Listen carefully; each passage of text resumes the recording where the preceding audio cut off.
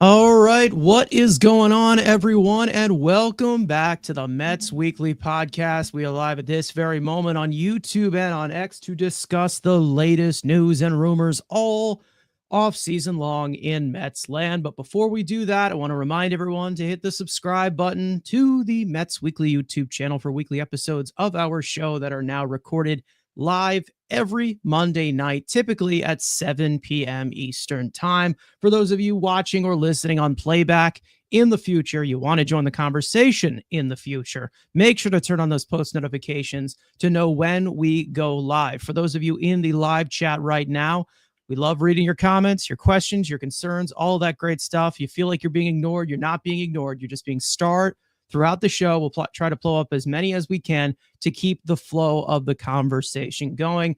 And some may be saved for viewer questions at the end of the show. Follow Mets Weekly on X and on TikTok for future content over there. And for our audio listeners, make sure to follow us on your favorite listening platforms to not miss the audio version of new episodes that go up at 9 a.m. the following day of recording. So without further ado, let's get into episode number 103. And we have just surpassed the threshold as to where it is now free agency in the offseason, which is the most fun part as to where you have the most moving you have the most moving players as of right now. You have tons of guys on the free agent market. This is quite a deep free agent market when it comes to overall talent. Of course, we know we've got the big names out there that I'm sure the Mets will be attached to as well. We've already talked about many of them. We have a few that the Mets have been mentioned with this week, and we'll get into them. But Frank, I will go to you. Obviously, not really much to talk about on the field right now, unless you're looking at, winter league play or, fall league or whatever it is. But right now, it looks like the Mets are looking to pounce on a lot of these top targets on the market, and hopefully it comes of something and we can add it to the roster. Yeah, I want to start by saying happy Veterans Day to everyone who served, and we definitely thank everyone who's made the ultimate sacrifice. But for the Mets, it's kind of tough now with these offseason rumors. I feel like ever since the Steve Cohen regime, we've seen that literally any elite player, so to speak, any top tier player, they're always linked to the Mets. Every single offseason since the Steve Cohen regime. And most of the time, the Mets don't end up with them. And sometimes we don't know how much, if any, real interest there actually was from the Mets, or if it's just agents linking their clients to the Mets. So I feel like that's kind of the first thing that needs to be sorted out, is like how much of this is actually like they're interested and how much is just kind of fake. But I think overall for the Mets, with the current situation they have with all the money coming off the books, it seems like this is going to be an aggressive year for them. Like, you feel like they're going to end up with some marquee guy.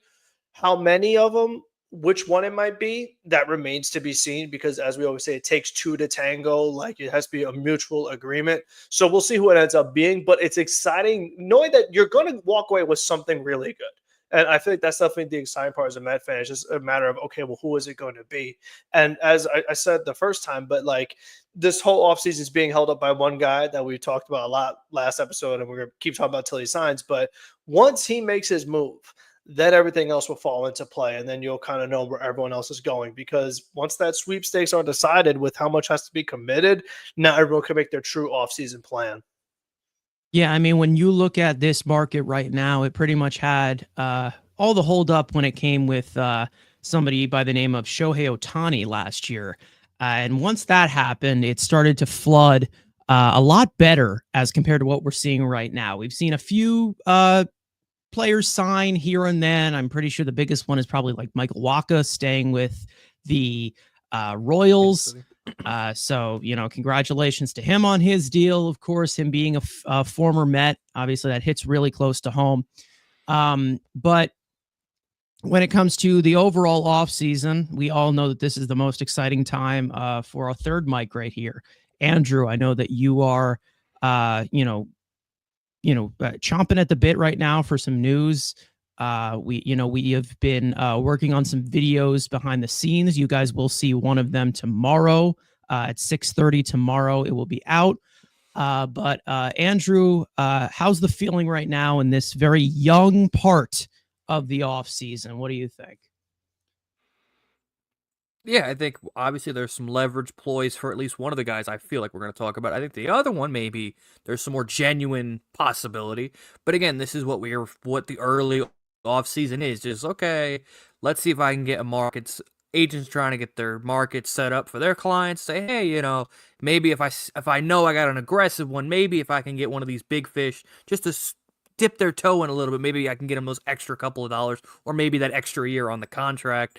We're also seeing some, to most fans, wild rumors set by whatever insiders you want to look at, or just not informative pieces, more suggested pieces. And maybe there is, again, down the line, things would have to be changed, but ideas that are stupid at some maybe we can talk about in future content and videos and streams. But again, this is kind of the fun, not the fun part, because obviously the winter meetings is obviously the most fun, but for maybe the planning of, okay, how active a team's going to be is by how active you see their name linked to players. Yes, the Mets and the Dodgers, the Yankees are different because they're linked to everybody. But some of those other smaller teams, you're like, okay, maybe there is a little smoke to this one. That one could make a little sense. And again, we're still waiting for. I don't even think so. Soto being the biggest dominant. I'm just kind of waiting for the first major pitcher. Walk is different because again, that's a back end, maybe mid end starter. I'm kind of waiting for that first kind of pitcher, or trades that we also have the non-tender deadline coming up too. So that could also add more free agents to the list. Well, that's coming up, I think, in next week. Is it 25th? 22nd. The non-tender deadline? 22nd. 22nd. And it was at some point next week. So you get more free agents added to the list, which is more fun because then you see guys like Bellinger in past years or Kyle Schwarber, where you can be like, ooh, you didn't expect him to test the market, and not maybe it was a guy you had on your trade list. Now you don't got to trade for him. Now you can just give him cash. So again, there's still multiple layers. Obviously, the qualifying offer, everyone most likely declining them. We still haven't seen that deadline yet. That's at some point this week. So again, it's a lot of stupid steps to get fully in free agency, but obviously we are technically in free agency with still some smaller dominoes still left to fall. Yeah, I mean, if we can go over to the chat, of course, because we love to hear your guys' opinions as well. Darren Rivera coming in saying LGM, absolutely. Carlos saying, what's up? Of course, we have some other people in this chat here who are asking some questions that we'll get into later. But Explosive, what's going on? Evil Zilla is also in here. Henry Del Valle, I think that's how you say it. I'm not sure if that's correct, but you know what? We're just going to go with it. And if I said it wrong, we're just going to call you Henry. Anyways, but of course, when I look at this offseason right now, of course, it's very young and we have not gotten to the winter meetings. That's pretty much the meat of everything that goes on. But we're not really looking at it from, who's going to go where and what's going to happen. Because we are not going to see that many destinations be resolved this early, but we're also starting to see what actually comes of substance. And it's not just really of me saying, well, we have these fake Mets accounts trying to say that they have sources when they don't.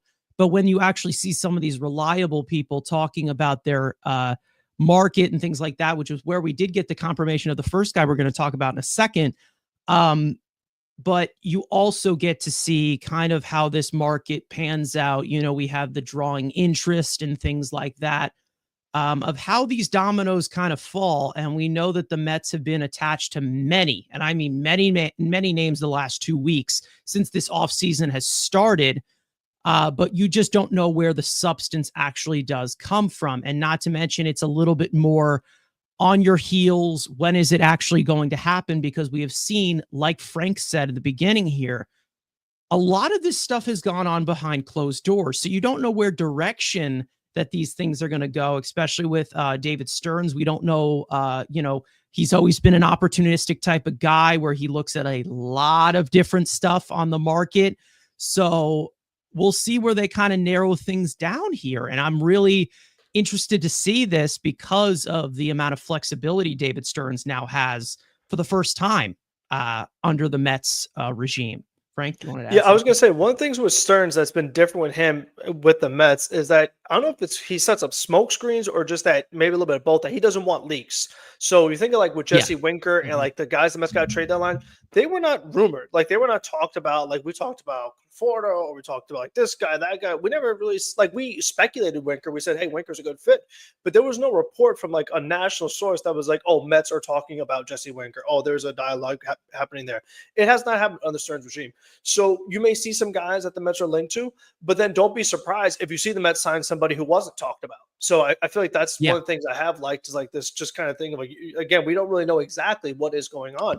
And that's the smart way to do business. I mean, don't let it get out to the public, keep your leverage and just kind of do it behind closed doors and make smart, sound decisions. I mean, that's what Stearns has made a career of. And I don't expect anything like that to change now. I do think that the man above him, the certain guy, he is going to be like kind of pounding the desk for as far as like, listen, Stearns, I know this isn't generally how you would normally do business, but I'm telling you that this one player that plays the outfield, like we need to give him a crazy contract. And Stearns like, okay, boss man, I'll do that.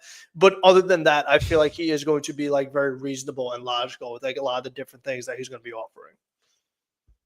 I mean, listen, what I believe here is that we also have these certain levels of connections, because I do believe that when you look at this free agent market, such as the two players that we're going to probably zero in on today, who are on the left side of the screen and also in our headlines today, there is a David Stearns connection between both of these players. So it's definitely possible. We have seen him bring in some guys who he has had connections to in the past. Let's not forget the Tyrone Taylor and Adrian Hauser trade as well.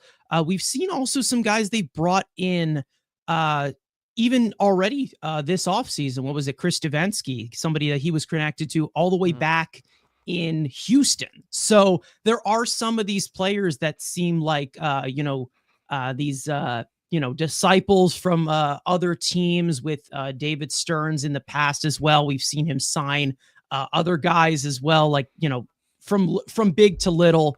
Let's not forget the Ben Gamble edition as well. He's a big guy that was in Milwaukee. I mean, there's a lot of different guys that have been like, listen, there's a lot of guys that have been mixed in from Stearns' time in Milwaukee, some in Houston. So we're seeing a little bit of those players. And this is definitely one of the main topics today of guys who are connected to David Stearns, some moves that he has made, guys that he knows very well. And I do want to start off with that first guy that has been probably the centerpiece of this week regarding Mets land, if you're on Twitter. Now, we did have a source by the name of Mike Rodriguez, I believe, at first report something like this about somebody like Willy Adames, who is apparently being connected to the Mets during this week. Not many people took it as of substance because, again, we know our beat writers in New York, our Mets beat writers, that usually they come forward and they bring a little bit more light to it. Then the next day or the day after, we had Mike Mayer talk about it, who is one of our main beat writers as well at Metsmerized, I believe. And, he has been, on top of it, ever since. He has, very deep sources. He knows what he's talking about. So I do want to get into Willy Adames because I do think this is an interesting topic you can talk about. It's been something that a lot of Mets fans have been talking about, for the past week. And I think that I definitely do think that there is a fit here. I think that there, is a benefit. There's a little bit of doubt in my mind. We'll see where everyone's mind is at currently. But when we look at somebody like Willy Adames, let's go right into the profile. Now, of course, Willy Adames last year and for his entire career has played shortstop. That has been his primary position. He played a little bit of second base a few years ago, but nothing of, great sample. He's a shortstop. You may notice that the Mets have a shortstop and he's going to be here for a long time. So if the Mets were to bring in somebody like Willy Adames, that would mean that he would move over to third base. Very similar to what happened with Carlos Correa when that completely fell through.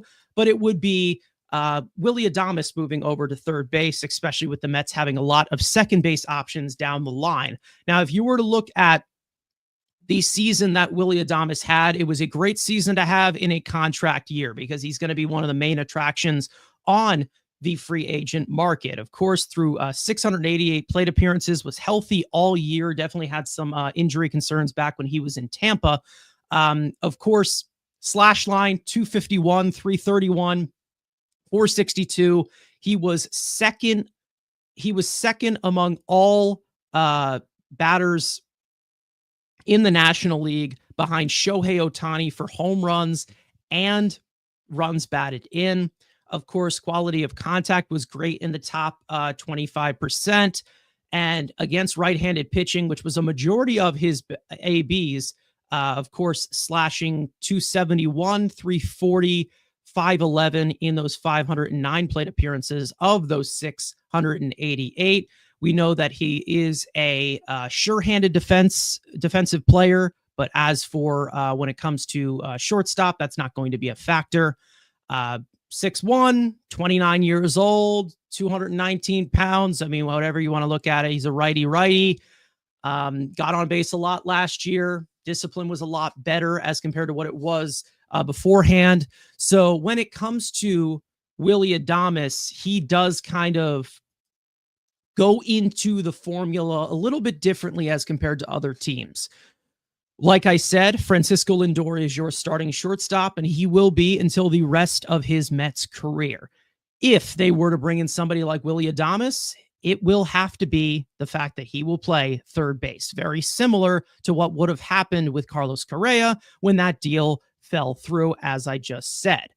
The only problem that I look at it here with is that Willy Adames has played 0 career innings at third base in his major league career. I'm not sure about the minors. In his major league career, he has not played a single inning at third base. So I think this is very interesting because, again, Willy Adames blossomed into a great player this year, and he does have the Stearns connection. Frank, I will start with you.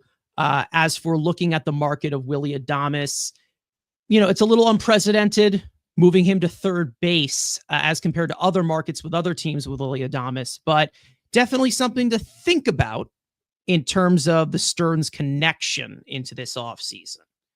Yeah, I definitely think that, like, generally speaking, like you said, he is a solid player. He provided good offense, particularly from the power department as a middle infielder, like being able to hit over 30 home runs. It definitely shouldn't go unnoticed. But like you mentioned, with the point of him not playing any third base in his major league career, I'll go one step further. He's only played 10 games in his major league career at second base, and that was in 2018. Yes. So even if you say, oh, well, they're not going to put him at third, they'll just put him at second because he's a middle infielder. He still doesn't have much experience there either. So for me with Adames, just with this particular Mets group, I just don't see the best fit. And I feel like when I look at Adames overall as a player and I say, okay, what does he do well? He's not a particularly great defender at his primary position at shortstop. Now, maybe third base be a little easier, second base might be a little easier, but still, he's inexperienced there. Not great base running, so he's not really a fast guy. So I don't have that as a tool that I could put in my back pocket. And I just think overall, when you look at, okay, we're talking about free agency, another player that is going to be 30 years old next season. So you're already making that, we talk about like long-term investment, you're paying for when he's already 30. So you already know that, like we talk about, first for you is probably pretty good, and then you're going to see that decline. So you already have to be very wary of how many years you're offering him. But again, when I talk about specific fit to this Mets team, if I'm looking at, okay, he's an offensive player and I'm going to put him at third base. To be honest, when I look at the season he had this past year, I like what my third baseman did offensively that I already have on this team in Mark Vientos. I don't think that Adames is the guy that I'm moving Vientos around the diamond for. Now, I see people in the chat talking about like Adames versus Alonso. And I agree. Like, I would just stick with Alonso. Like, it's a much more natural fit. Like, Mets have opening at first base with Alonso, not a free agent right now. So you just put Alonso back there, did as a Met, fine. Because when I look at Adames as well offensively, not an 800 OPS guy. He's not, like, he had his power numbers, but overall, not an elite offensive player. So I just think that, again, we're talking about like the fit. I just don't know why I would. I know the kind of contract he's going to command from other teams as a shortstop. So why would I give that to him to put him at a position he doesn't belong if I'm going to be paying for offense and he's not all that great offensively? And like we talked about with this particular free agent market, with the Juan Soto, with the Santander, with the Teoscar Hernandez, I just feel like there are other really good offensive players that fit this particular Mets team much better than Adames does. So I just think overall, like, if you want to say, oh, I signed Adames and I moved Vientos to first base. Okay, well, now you got two guys in positions that they don't belong. So I just don't think that he's the guy who's worth moving my team around and just having an unnatural fit. Like with Correa, it made sense because Correa is that good offensively that you want to put him at third, fine. And Vientos had not blossomed yet.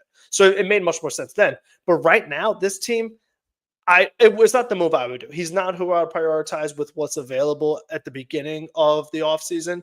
Again, I like him as a player, but not for the fit of this team. I mean, listen, when you look at Willy Adames, I think at face value, one thing that I do look at when the Mets are bringing in bats, because we haven't really seen Stearns' approach with like primary bats. Last year, they did not bring in really like anyone besides JD Martinez at the last second buzzer. Yeah, Harrison Bader brought in, Tyrone Taylor brought in, some other little pieces, but nothing crazy.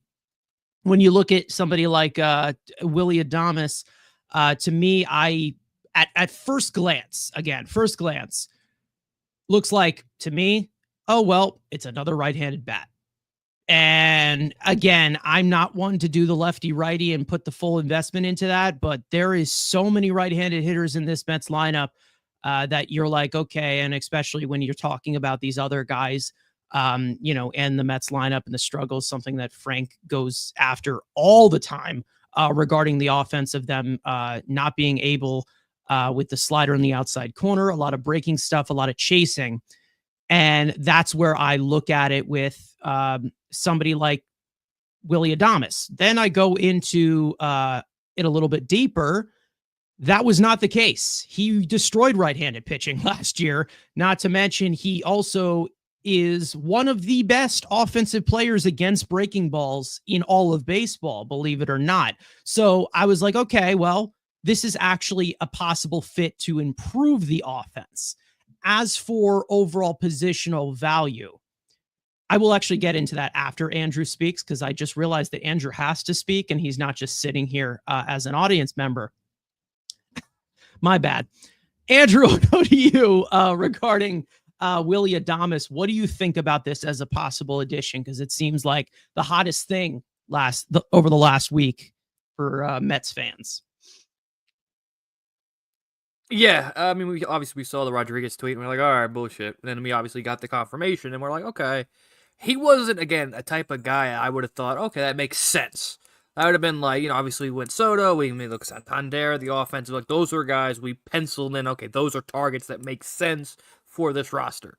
I do like that we are still trying to fill, like, again, obviously most people want to bring back Alonso. Well, again, we know my opinion on it, but yet they're still looking at third base defensively, which that is something to be important. Let's say if Pete's gone, you do shift Mark there. If you're going to replace him, at least give me a good defender at third base. We saw that Jim Bowden interview, which again, Jim Bowden is full of shit most of the time. But he did say, again, it's about the next guy we're going to talk about.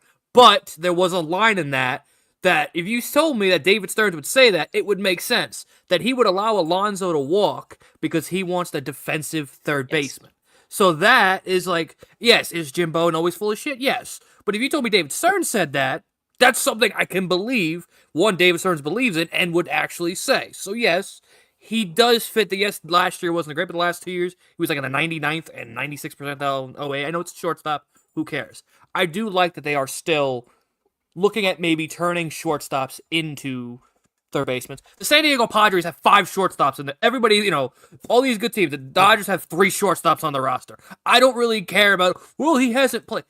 Give me a bunch of shortstops. They can play everywhere. Like, they're the usually the most athletic guy on the team. If you play shortstop, you could probably play third base. Look at A-Rod. He didn't. There are obviously some are. Jazz Chisholm, same thing now with the Yankees. He'd go to third base. He was really good. This isn't like, oh, I'm taking him at shortstop. And again, it's a slight angle change, but it's different. besides the point.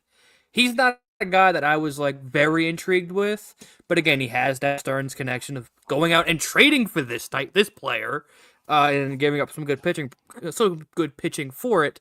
Does it make sense? No. Is it my top option for third baseman? No. And the term is going to be similar with Alonso, which again, you know me, I don't like term. Again, unless you're a superstar. He is not a superstar. I wouldn't even call him a star. I think he's an all-star caliber player. Like, there's 3 tiers. He's probably a tier 3 player. Like, he's a good player. If he's on my team, I'd love to have him on my team. I'm just not giving him 7 years. And I do think the factor, if we talked about this in the opening, this is probably a leverage play for the Dodgers and the Braves, because those are the teams that need shortstops. Even the Giants, who make sense needing a shortstop, that this is, he's a Boris guy, correct? I would think. Is he a Boris guy? Adames. I'm not sure about that one. Bregman's a Boris guy, correct? Bregman's a Boris guy. Yes. But even still, I don't know about Adames, most but agents, I can give you that answer right now. Yeah, look, but you can keep talking. Yeah. Go ahead. But yeah, most agents are going to obviously use the Mets, Dodgers, and Yankees as the leverage play. And if Stearns is in there, you have obviously that connection. It makes sense. Again, if let's say the offers are similar, let's say the Mets put that offer that Rodriguez put, and let's say the Braves did the same thing. He's probably picking the Braves play. CAA. He's not CAA. Boris, huh? Yeah. Oh, a good buddy Brody. But Leon Rose as well. Huh. But I do think if, let's say, there's 2 teams offering the same deal, he's going to pick the team that he can play shortstop with. So unless, the Braves, the Giants, those teams that need a shortstop desperately aren't involved, then I do think that let's say Bo Bichette goes to 1. Let's say what other shortstops are available. Figure them out. But let's say 1 gets Bo, there's another trade to get that one. Then maybe the suitors go down. I think it's a higher possibility. But I do think this is kind of a leverage play from the agent side. To say, hey, the Mets are involved. Again, if Mike Rodriguez say it's an offer, I'd be genuinely shocked if there is a true offer. I think there could be interest, but if there's an offer, I would be shocked. I doubt it. I highly doubt there's an offer. I think there's interest. There's no way. There's no way that they're putting a contract in. Not even December yet. And again, qualifying offers aren't. Yeah. Did he get a qualifying offer, by the way? He did not. No. Did he get a qualifying offer? Okay, so then that one maybe does make a little. Maybe that does make a little. But besides the point, I doubt he has an actual contract. He's just not. Again, like Frank said, it's not a fit. I think there are better shortstops that I would put at third base who could be on the trade market. Again, that's just me. I am very in free agent market. It's Soto, it's Burnes, and everybody else for the right price. Sure, I'm not overpaying. Especially where there's cheaper options and maybe better options on that trade market that I would pivot to. It's an interesting option, but again, I think at the end of the day, he probably ends up on a shortstop needy team compared to a team that would be like, hey, you can come here, we'll give you a bag, but you're playing a position you really don't want to play. Yeah, I mean, when I look at it from the standpoint of just Willy Adames himself, I personally believe that his market and what he's going to market himself as is a shortstop. The only way that you're going to actually convince him to play third base is to pay him even more. And that was the situation with Carlos Correa, where you're like, okay, fine, let's give him all of this money to play third base. Absolutely, because he's Carlos Correa. But then when you get to somebody like Willy Adames, who is a good player, and I do think that he's a lot better of a hitter than the sub 800 OPS that everybody's saying he is. But when it comes to somebody like Willy Adames, I'm not going into that shortstop market when I know that I already have one of the top in the shortstop market, as to where, like, okay, I'm just going to pay 2 shortstops, and one of them is going to give me the value of a third baseman. Also, the value of a third baseman that has never played third base before. So it just doesn't make sense to me. And it doesn't seem like a decision that David Stearns would do. Like, it doesn't seem like a David Stearns decision to me, because with him, he likes his defensive stalwarts at defensive stalwart positions. We've seen him at shortstop. We've seen him go up the middle with center field with guys like Bader and Taylor. We've seen him, also hold on to the reins a lot with Mark Vientos and his defense at third base, until they finally said, you know what, Beatty's terrible. Let's move on and have Vientos play third base. So let's not also forget how hesitant it was to get JD Martinez because of him just being just a bat. So there is definitely some emphasis on defense that David Stearns has. And it was a little bit weird to see something like Willy Adames when you already have an MVP caliber shortstop in Francisco Lindor here, for the next 8 years. I don't even know how long he signed down for 8 years, 7 years, something like that. So he's going to be here for a long time, in case you guys didn't know. But when it comes to, everybody else's opinion on this one, very mixed in this chat. If you guys haven't voted on the poll, make sure to do it already. Asking you guys if you would sign Willy Adames to play third base. And I made sure to say that he has 0 career innings at third base. 36% of you are saying yes. 41% of you are saying no. 23% of you are 50-50. So there's definitely a close margin for all 3 of those choices. And going into the chat here, Goomba coming in saying, why move Vientos' position and lose Pete for Adames? Am I missing something? Seems dumb AF. Keep Pete already. This is silly. He is our guy. Now, listen, I think it's very easy enough to say that Pete Alonso should stay, especially with what he has been able to accomplish in a Mets uniform. And we've talked about this before of how you shouldn't take that for granted of what they do in a Mets uniform, not just because of the free agency signings that come over here and they're not as good, but also the New York market where there's a lot of eyes on you. And we've seen Pete Alonso do that fairly well. The way that I look at it with the Mets, and he's our guy, and this, again, we've talked about this before. We haven't won anything with our guy to just completely justify keeping him here forever. Do I think that it makes sense to keep Alonso long-term? And if you want him to be here long-term, absolutely. Personally, my mindset on this, and we've talked about this already, I'm fine with or without somebody like Pete Alonso, because I understand why they would want to move on from him, and I understand why they would want to keep him. When it comes to Adames, it's very weird in that sense because, we also have Carlos Ortiz coming in here saying, can Adames even play in New York? We don't know that. We have seen him play in Tampa and we've seen him play in Milwaukee. We also do have this other factor that I want to clue in before you guys answer anything regarding Pete Alonso, because we know that they are very comparable, both of them being 29 years old. But when it comes to the whole position that you are in right now, with Willy Adames, we know that if they were to bring in Willy Adames, most likely Jesse Winker will not be back. Just going to tell you that right now. For those of you who want Winker back from his amazing postseason that he had, Winker and Adames definitely do not get along.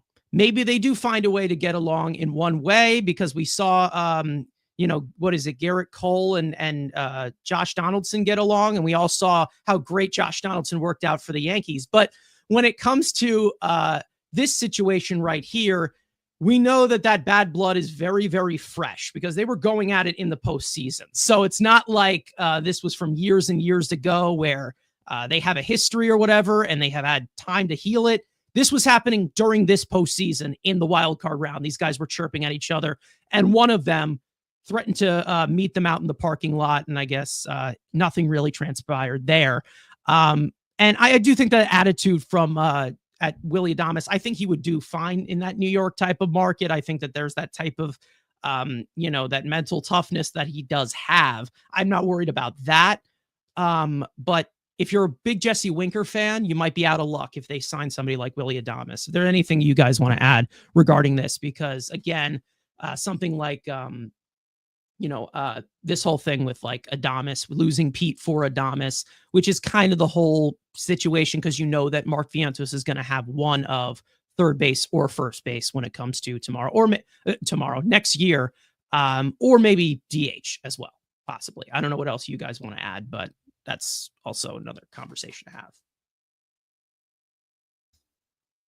Yeah, I think overall we've talked about that, like a lot of their prospects in general are infielders. So like you look at right now, Acuna, I keep saying, like, I want to see him get a shot.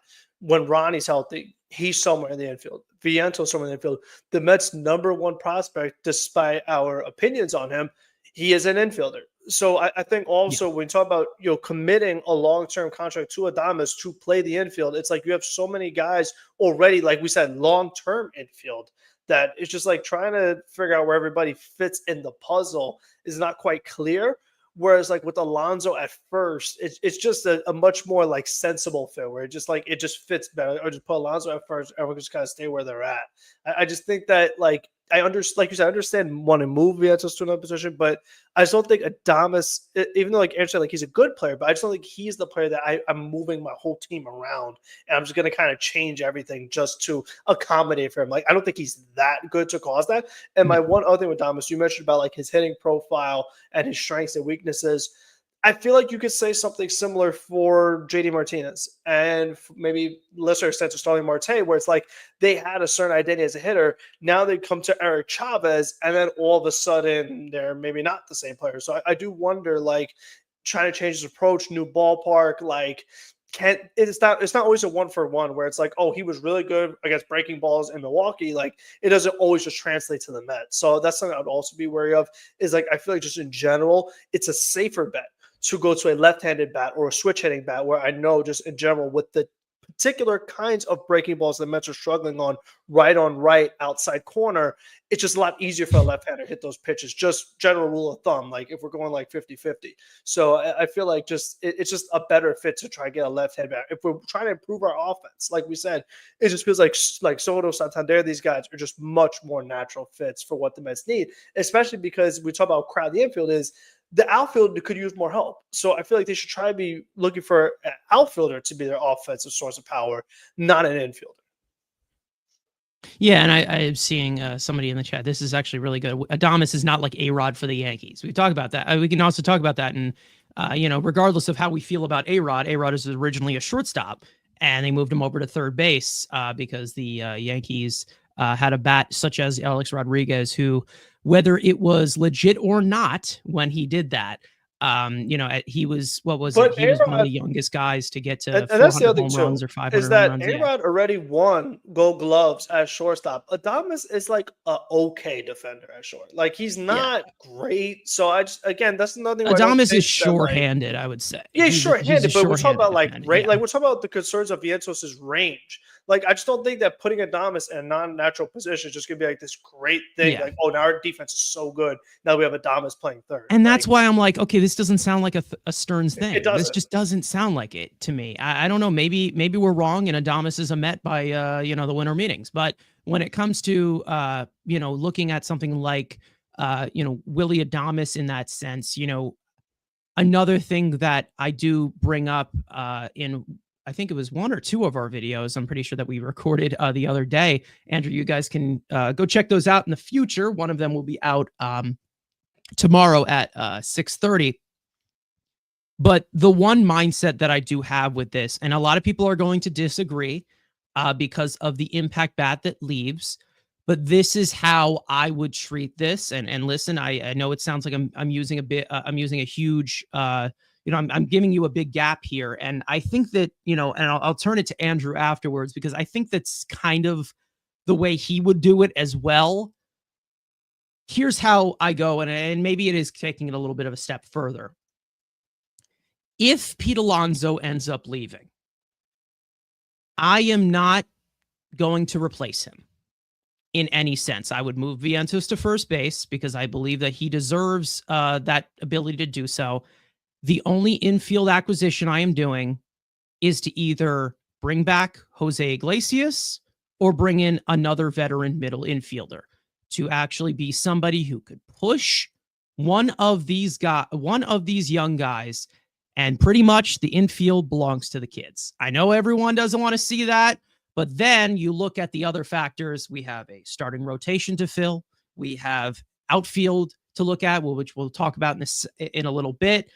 And then we also have a bullpen, which we don't think that they're going to spend big in, but those are also some roster spots that you're putting in here. And I do believe that the pitching, no matter what, it's going to be expensive. You can't just find every single bargain deal whatsoever. So when it comes to the infield, The only infield move that I personally would make is either retaining Alonso. That's it. That's all I'm doing. I'm sorry. It's Alonso stays, and you don't look to replace Alonso. You look to replace what you got from Jose Iglesias. That's it. Because one of these young guys have to take one of these spots in the infield. You have a lot of young guys that could possibly play second base. We know that Ronnie Mauricio, who knows if he's going to be ready for opening day. Maybe he starts in AAA, possibly. But then you could possibly use one of those, that veteran infielder to be, the guy to start off the season. But when it comes to, that type of look, I understand it's tough to look at because you're like, okay, well, Pete left, so we got to replace him. When you talk about how you're looking at these from younger players and you want to showcase it and give the leeway to have these guys play, I don't see if Pete Alonso were to leave, them just going, okay, well, let's replace him with Christian Walker. Let's bring in Alex Bregman, move Vientos to first base. I know that there's also a DH position they have to fill there too. But when it comes to the whole entire infield, I'm not focusing on first base if Pete leaves. I'm just not. I'm not paying a first baseman that isn't Pete Alonso. And I'm okay with not doing it if Pete Alonso ends up leaving. Andrew, I don't know if you feel the same way. I know that you also would like to look in the third baseman market for, trades as well. There's other things that you can look at, but if Pete Alonso goes, and we're not just going to be looking to replace that with another first baseman. I personally think I'm not on that first base market if Pete leaves. I don't know if that's how you feel. Yeah, I've made that very clear. Again, I'm not even wanting to bring Pete back at a price. I think there's a price you set. It goes over that set price. Enjoy wherever the hell you're going to go. But yeah, and there is no replacing the bat of Pete Alonso because, yes, there really isn't in the infield. Obviously, there's a certain outfield that I could easily replace it and upgrade from Pete Alonso, but he doesn't play infield.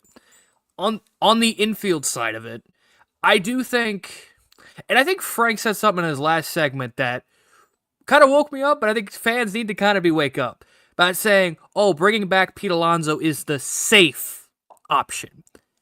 That word gets teams in trouble. Well, it's safe. I know what he is. I know. When people get safe, sometimes there's not progression. That's the easiest way to regress. I'm not saying Pete Alonso is going to regress, but we've seen teams, especially teams that we all like, they could have stayed safe, and they risked it. Who knows what happens? But if you look, they're upgrading their talent level. Is it going to work? Wait and see. I do think David Stearns is going to play some things relatively safe, as he always is. The bullpen most likely is going to be the safe options, him doing that. I do think if, let's say they don't get Soto, maybe they bring back Pete. If not, let's say there's a dark world where both of them are gone. I do think he is opportunistic on the trade market. And I mean that as a way of, there's a lot of baseball teams right now who do not have a cable deal, who don't have TV deals, that they are going to be panicking, getting off potential good players on good contracts. I do, and I hope, and we've seen Stearns do it, and we've seen Cohen on lesser extents with fucking Seattle's pitchers. I don't even want to say their damn names because one was DFA'd right away and the other one was a fucking creative player. Besides the point, we've seen him be opportunistic. Hell, even a Correa deal. He's been and that was a free agent signing. I do think, however this offseason plays out, if it's Soto, if it's Alonso, third base, there are some interesting names on those teams losing TV deals that, again, we might never hear about it. But if I'm David Stearns, and I have, again, and let's say things don't go well, I do maybe could see them saying, all right, this team doesn't have a TV deal. They're already kind of bleeding money. They're shedding salary. Let me try to pounce on that. And I think that's the only way you're going to get that. Replacing Pete Alonso if he were to walk, meaning like star power-wise. I do think he gets a defensive first third baseman if Pete leaves and move Mark to first. Again, there really isn't on the free agent market. It's like Paul DeJong and Gio Urshela. That's why I say it's going to be via the trade market. And with those type of caliber of players, you still can rotate the kids, even though they're all midgets and they can't play third base. So it's really Ronnie's the only prospect that can play third base at his size that you could comfortably put him there. So it's really a Ronnie insurance in case point. Where we're talking about playing the kids, it's got to be at second base, and we all know who has to go for those kids to play, but nobody's going to take them. But when it comes to strictly to third base, I don't think, again, Bregman's not happening. Again, Walker, it's Alonso or bust for that. I do think he's going to get, like, again, a version of Tyrone Taylor for third base, but I wouldn't be surprised, again, if one of those teams, which that maybe is a future video that we might be uploading or recording and uploading soon, of options that can fill that. I do think there are teams and there are good players that, hell, maybe even if they maybe tack on a couple $1 million with it, makes their contracts even more appealing. But again, when it comes to this, well, Pete goes, Walker comes in, or Anthony Rizzo, which, hell, he's in the video, we'll see. No. You need some youth, but yet you still can be, you like what you have, and you want to play what you have, and you can be safe, or sometimes, you know what? I want to get crazy. I want to do something that, if it works, I can beat the Dodgers. If it doesn't, well, I set my team back. But again, there's another one. I love using all my teams. A son of a GM said, "You only get this job once." Remember that. Yes, I know Stearns has had that comfort. Stearns is very comfortable in his position, unlike that other guy. But there is a lot of that. You know what? Why not? It's different in other regimes and other teams. This one's pretty comfortable. We love David Stearns. But I do think there is some opportunistic abilities and routes that he can go. Not just because Christian, it's down to Alonzo Walker, and if you want to put like Josh Bell, maybe Jock Peterson first base, like it's not that. I'm not jumping at that because that's going to call its term. I think there are cheaper, cost-controllable contracts, and maybe it's upside prospects that flopped on a certain team. That's where I think he'll pivot at third base / first base if he's going to go that route. Yeah, I mean, listen, the way that I look at it, like I said, of bringing in like a veteran infielder, if Pete ends up walking, you move Vientos to first, maybe you move him to, maybe you move Vientos to DH, and then maybe you do end up signing somebody like Christian Walker. But I do believe that there needs to be a veteran infielder in there that can push somebody like Ronnie Mauricio, even if they still believe in Beatty, push somebody else there to help them get the job. We saw that happen in regards to, the DH position with Mark Vientos. That happened. That was a little bit of a rarity because he had Francisco Lindor to his left. But when it comes to, looking at some of these veteran guys guys that you would go into besides somebody like Willy Adames. And I know everybody does not like the fact that, Pete leaves and not replacing him with anything other than just going internal and going to Vientos when you have a DH position available as well, because we all know that JD Martinez is not coming back. But when you look at it from the standpoint of like, okay, let's get like a veteran infielder who could play maybe third and second base. Again, I could point you right out to Gio Urshela once again, somebody who can push some of these young guys. I'm not saying Gio Urshela is going to be your starting third baseman. What I'm saying is you need an older guy to push some of these younger. You need an older guy to push some of the younger guys. That's what they didn't do with Beatty last year, and that's why Beatty still sucks. Okay, I'm not saying that this would have guaranteed Beatty to be good, but he didn't have any competition in any realm of an older guy who could push them and mentor them. He wasn't going to get mentored by a guy he's the same age as Mark Vientos. Those guys are competing for those jobs, right? So when it comes to some of these some of these older pieces, when it comes to some of these infield pieces, you need a guy there who's sure-handed defensively, who actually can give you this type of value and type of leadership that can push these types of guys. And when we talk about somebody like Jeff McNeil, McNeil doesn't even know how to rule himself, let alone mentor somebody else. I've never seen him mentor anyone in my life. He's basically just off talking to himself because he's weird. But also, Jeff McNeil's not a third baseman. And if anybody says, oh, he played third base in 2019, suck my dick, leave. This show is not for you. Anyways, but another guy you can put in here, Jorge Polanco, guys like these veteran guys. And I know it doesn't sound great, and I know it doesn't sound like these are the ideal pieces to put in here to the lineup to be the upgrade. But if you're looking to play the young guys, which I know that Stearns wants to do, that's what you have to do if Pete Alonso leaves. Not to mention, even if they keep Pete Alonso, because it's not like Pete Alonso is going to mentor a third baseman because he played third base in college, right? I think that, you still need to get that veteran infielder to replace somebody like Jose Iglesias, right? Or something like that. But again, with Mark Vientos, with somebody you can move over to first base, I get you have the DH there, but I'm not going aggressive on the infield market, such as somebody like Willy Adames. I think Willy Adames is a fine player, and if they were to bring him in, I think he would be a great addition.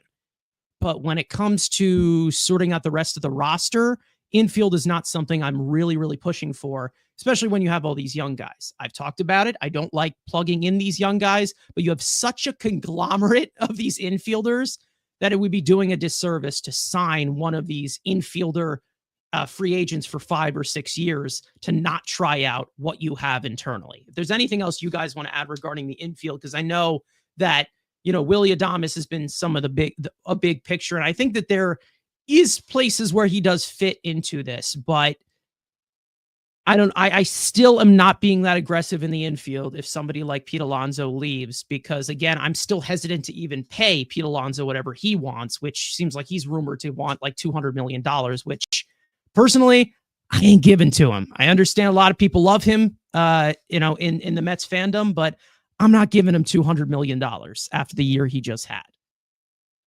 Frank, Andrew, anything you guys want to add? I feel like the main key is just neither one of these guys are overpay candidates. You know what I mean? Like, you shouldn't really be breaking the bank, even though it is Steve Cohen and you have a lot of money like available right now. But I just think you shouldn't overpay either one of these guys. Neither one of them are that elite to do that. There's a couple guys that you do it for. Obviously, the big fish that's out there, you obviously overpay for him. But I think overall, like, it's not really worth it, especially, again, given the age and just the long-term concerns. And it's just like, if you have, and this is kind of what mine is with Dom's, like, if you have this many question marks in year one, they become even worse in year 5 when he's not as good, So I feel like that's the thing too, is that, like, if he's already not a great fit now, he might be an even worse fit later on. And it's just like, then you're really just kind of like kicking yourself, like, why did we do this contract? Can we just get rid of this guy already? Like, you don't want to find yourself in one of those situations either. So I think when it comes to free agency, you have to be more careful when you're making these long-term investments to guys who are already 30. Like, you just have to be smart. I personally, like, if I were to answer this poll that we have here, I would be in the 50-50 category, because I understand what he would provide to this team. And I do think that he would make this lineup better. But then you also have this defensive add-on to it where he's played 0 career innings at third base. Because I do think he makes this lineup better offensively. Even though he is a right-handed hitter, we don't want this right-handed heavy lineup. Hopefully we go towards more left-handed bats this offseason. Of course, there's that one guy like we have been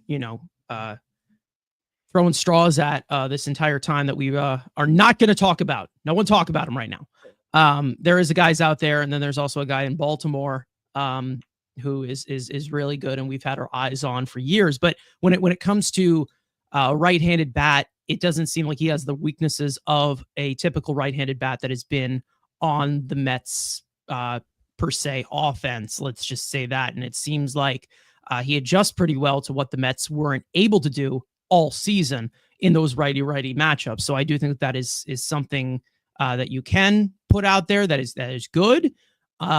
I do think that the power for someone who does as much damage in the zone as he does, I feel like that will stay. You don't know how it's going to age, but when you're talking about a guy like Willy Adames who doesn't rely on athleticism that much, which is the main reason why you're probably willing to move him over to third base instead of having him play shortstop, which he won't play here anyways. I think I would be 50-50 in this point where it's not like he will be a complete stone hands defensively at third base. I wouldn't recommend it, but like I'm just saying overall as a player, I'm 50-50 on this possible move. I have no real recollection of it. It all has to really come down to the situation. I think money is going to be a factor here where they're going to have to pay him extra to play third base. I don't think personally, again, with with the run prevention preaching that is done by David Stearns, I just don't think that he likes him that much to pay him that much to move him over to third base, which he has never played before. I don't know if there's anything else that you guys want to add to that point, but I think it's a thought. I think that it would help the team. Do I think that it helps the team from all dimensions? No, but it would be a good ad if that happens. Rosie saying that Stearns made it seem like Mauricio won't be ready when spring training begins. Seems like he had a lot of setbacks. Yes, there definitely was some concern regarding his health. They're definitely going to keep this, take this slow with him. I think that he will be ready by spring training, but you're not going to see that much from him. And it's going to be a little bit slower in regards to that. Most likely, he will be beginning 2025 in AAA, not because of they don't have a spot for him, because they need him to get healthy and they don't want him to just rehab while he is in the major leagues playing major league games. So that's kind of how, I kind of look at it, but we'll see what happens. We haven't really gotten the full update. Doesn't seem like he's resumed baseball activities yet. And I don't think Game for War saying, I don't think he's going to play Dominican winter ball, not even just because of the concerns of the, injury. I just don't think he's healthy enough to play it at this current moment. And I do believe, again, I'm not one of those with the exhibition of them not playing in a Mets uniform. They always get hurt. I know we had that stuff about Diaz and, we had this stuff about Mauricio. And then they both ended up getting hurt, and everyone had the concern about Marte playing in the Dominican Winter League. I mean, they have to get those reps in the off season in order to stay healthy. If they're not healthy enough, they shouldn't be on the field anyway. If they end up getting hurt in these other types of scenarios. So the infield is definitely going to be something to watch, I think, on the younger side now. I don't think that there's really that many free agents that spark interest when it comes to the Mets right now, besides somebody like Pete Alonso retaining him. When you're talking about middle infield, when you're talking about the hot corner, there are going to be questions that are going to be answered, but I think it's more internal than external at this point. To me, it doesn't make sense as to why Willy Adames would be on the Mets' radar. Maybe it is more of a leverage thing. Like we've said before, we've seen the Mets with tons of free agents from the top to the middle to the even the very bottom used as a leverage horse. Which I personally, at this current moment, is how I look at that certain outfield that's the top of the food chain right now. I personally think they're currently a leverage horse in that regard. But when it comes to Willy Adames, I think it would be a fine addition, but it's nothing that like completely game breaks anything to where you cater to it in a Correa type sense of moving him to third base, even though he doesn't have much experience there. Anything else you guys want to add regarding that? And then we'll go into, this big other free agent that's definitely a bigger fish than Willy Adames. So we also did get some rumors as well about the free agent market. Jim Bowden, we talked about it before. We've talked about him talking out of his ass before. But we definitely understand the connection, of course, when it comes to a guy like Corbin Burnes, who is going to be one of the top, if not the top pitcher on the market by far. And when it comes to somebody like Corbin Burnes, who was acquired by the Orioles in the last year of his years of control. He's going to be going to free agency. He is a Boris client. So we'll see what happens in regards to that. But when it comes to somebody like Corbin Burnes, I think we already have had that type of vision of, with pitching, the connection between the Mets and Corbin Burnes regarding somebody like David Stearns. And we did see Jim Bowden take it a little bit step further. We don't know if this was an exaggeration, but he did talk about how, if David Stearns, he wants Corbin Burnes, and that being his number one priority. And then the other one, of course, being Soto. And that's kind of how he's looking at it, kind of shifting off of the free agency market of Pete Alonso. Now, when you look at somebody like Corbin Burnes, we already know how good this guy can be. 3 consecutive seasons with 30 plus starts, 190 plus innings pitched, less than a 3.5 earned run average, 180 plus strikeouts, less than 4 fielding independent pitching, and of course a 3.5 win plus 3.5 plus win season. Kitchen sink arsenal last year, another career year in Baltimore. Of course, we know about the signature cutter that he has, which I will get into in a little bit in regards to some of the concerns. We know that he can touch the high 90s. And then also with the incredible breaking stuff that he has, which I believe is the best part about him, as to where he's able to get chases at a very elite rate this year in the 89th percentile. Lots of swings and misses, of course.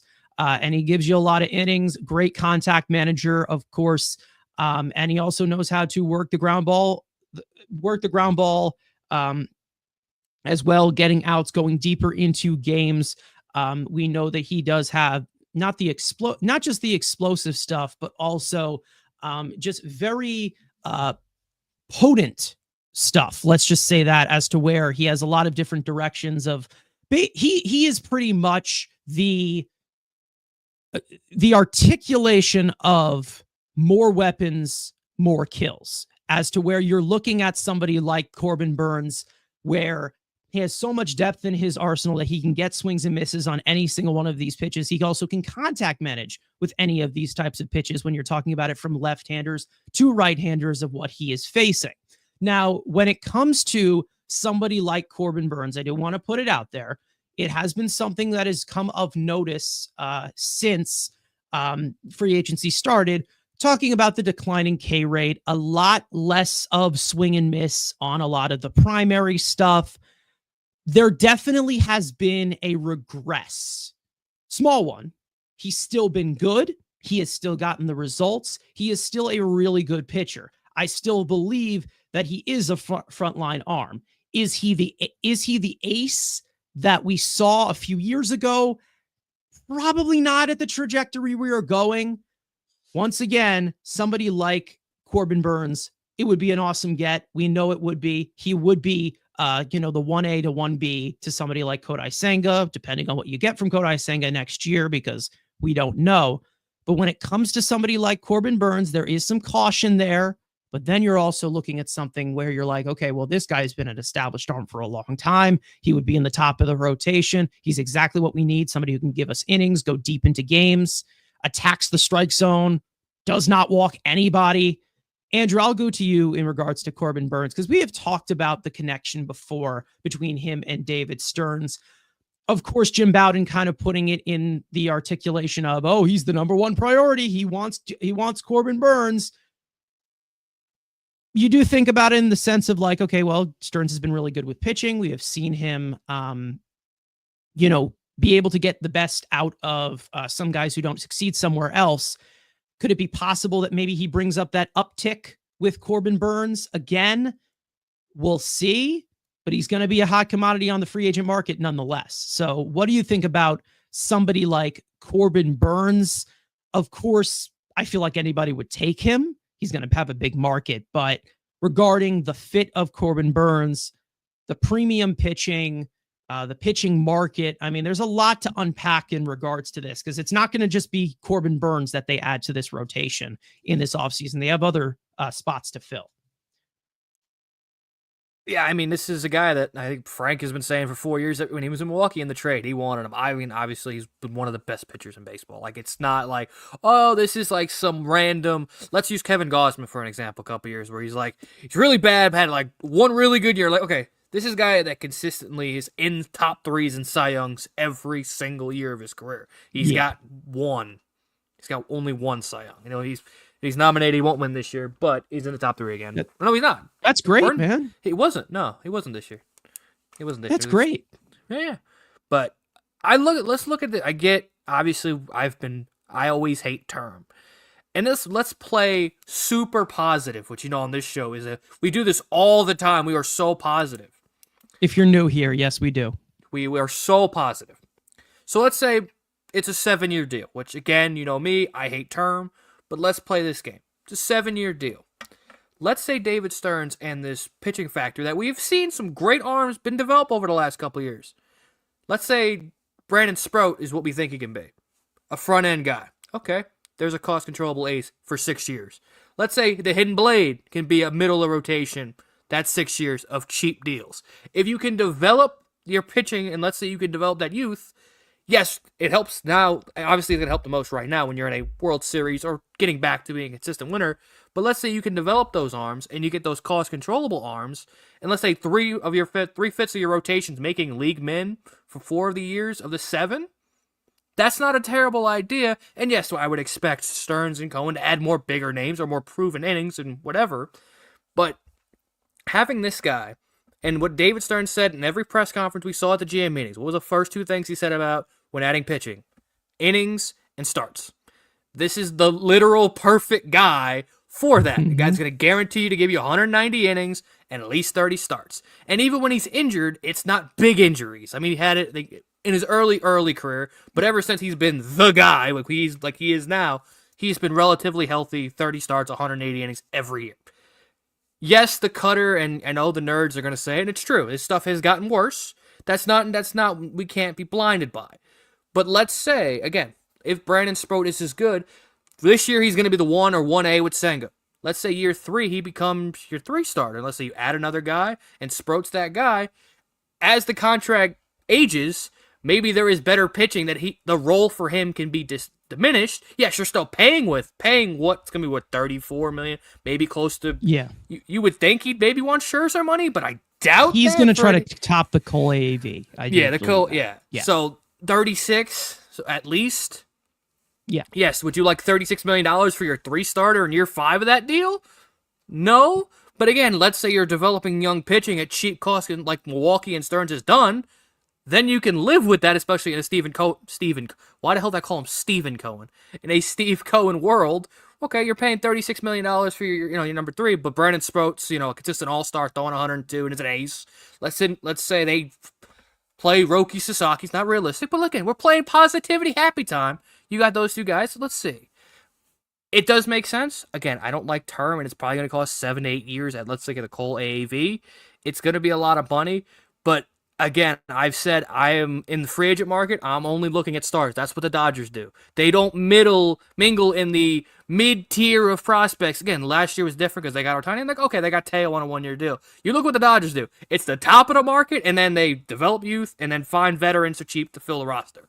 For me, I've said it all free agency. I don't care. The only 2 guys I have interest in are Burnes and Soto.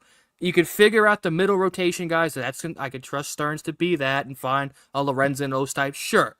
But that's for David Stearns. But if actual term and money, the only 2 guys worth it on this market are those 2.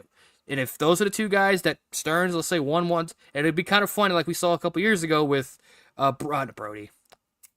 Sandy and Cohen being like, well, he wanted Springer and the other one wanted Bauer. It would be kind of funny if Cohen wants Soto and Burnes or Stearns wants Burnes. So you maybe would have that dynamic again.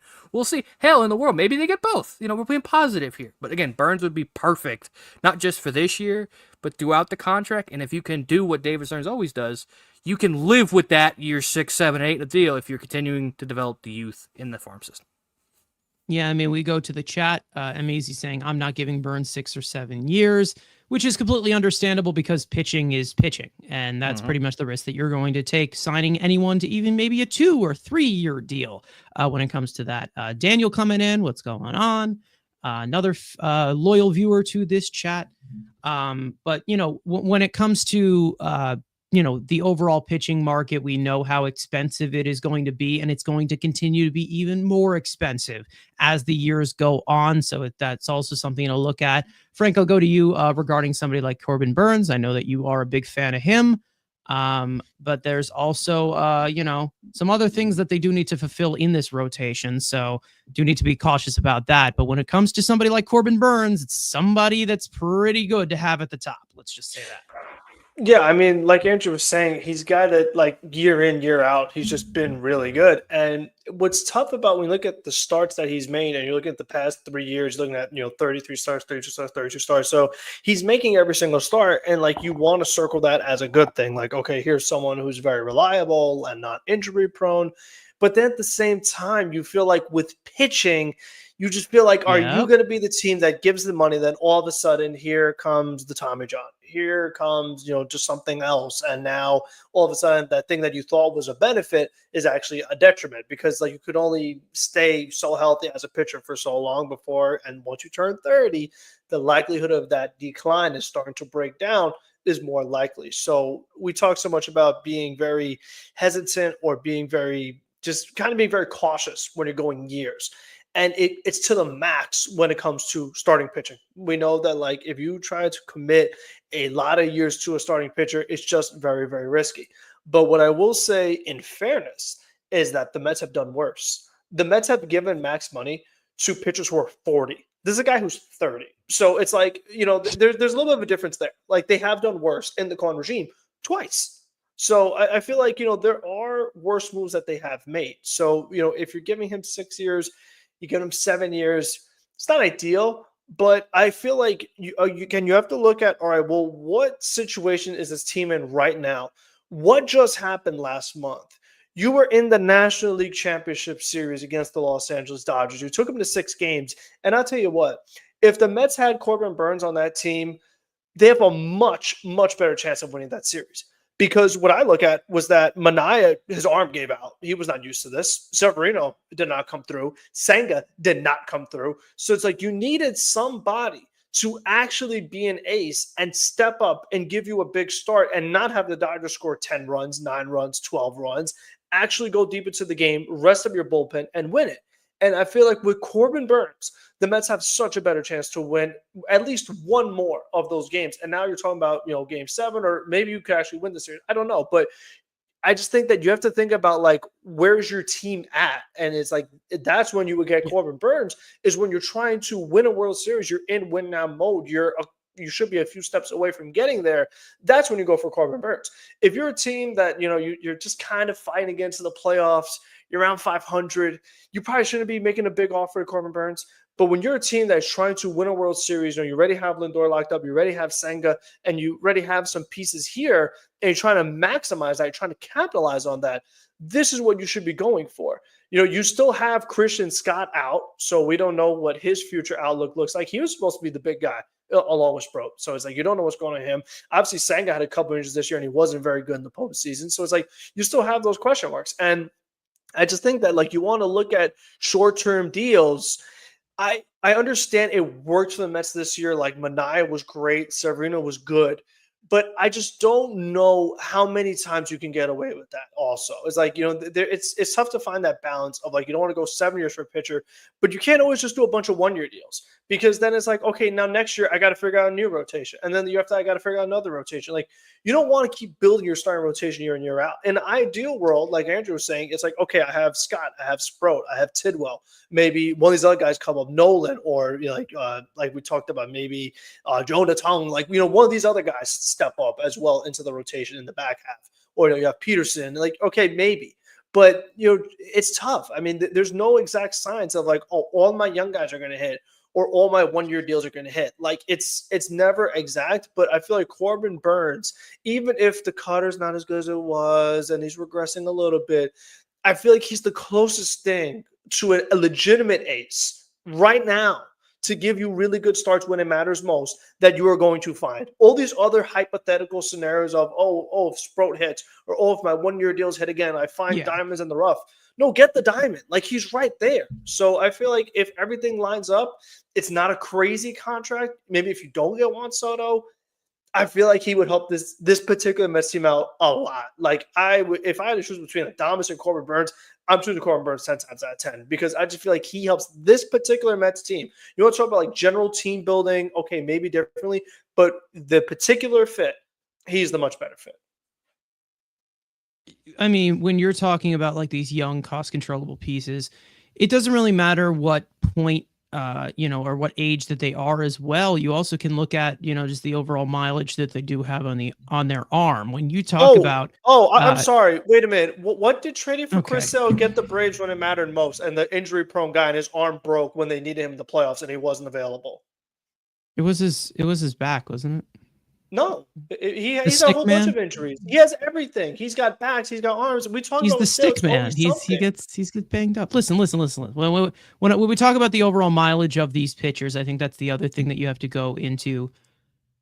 Like, yes, there's different age when you're talking about going into age 30.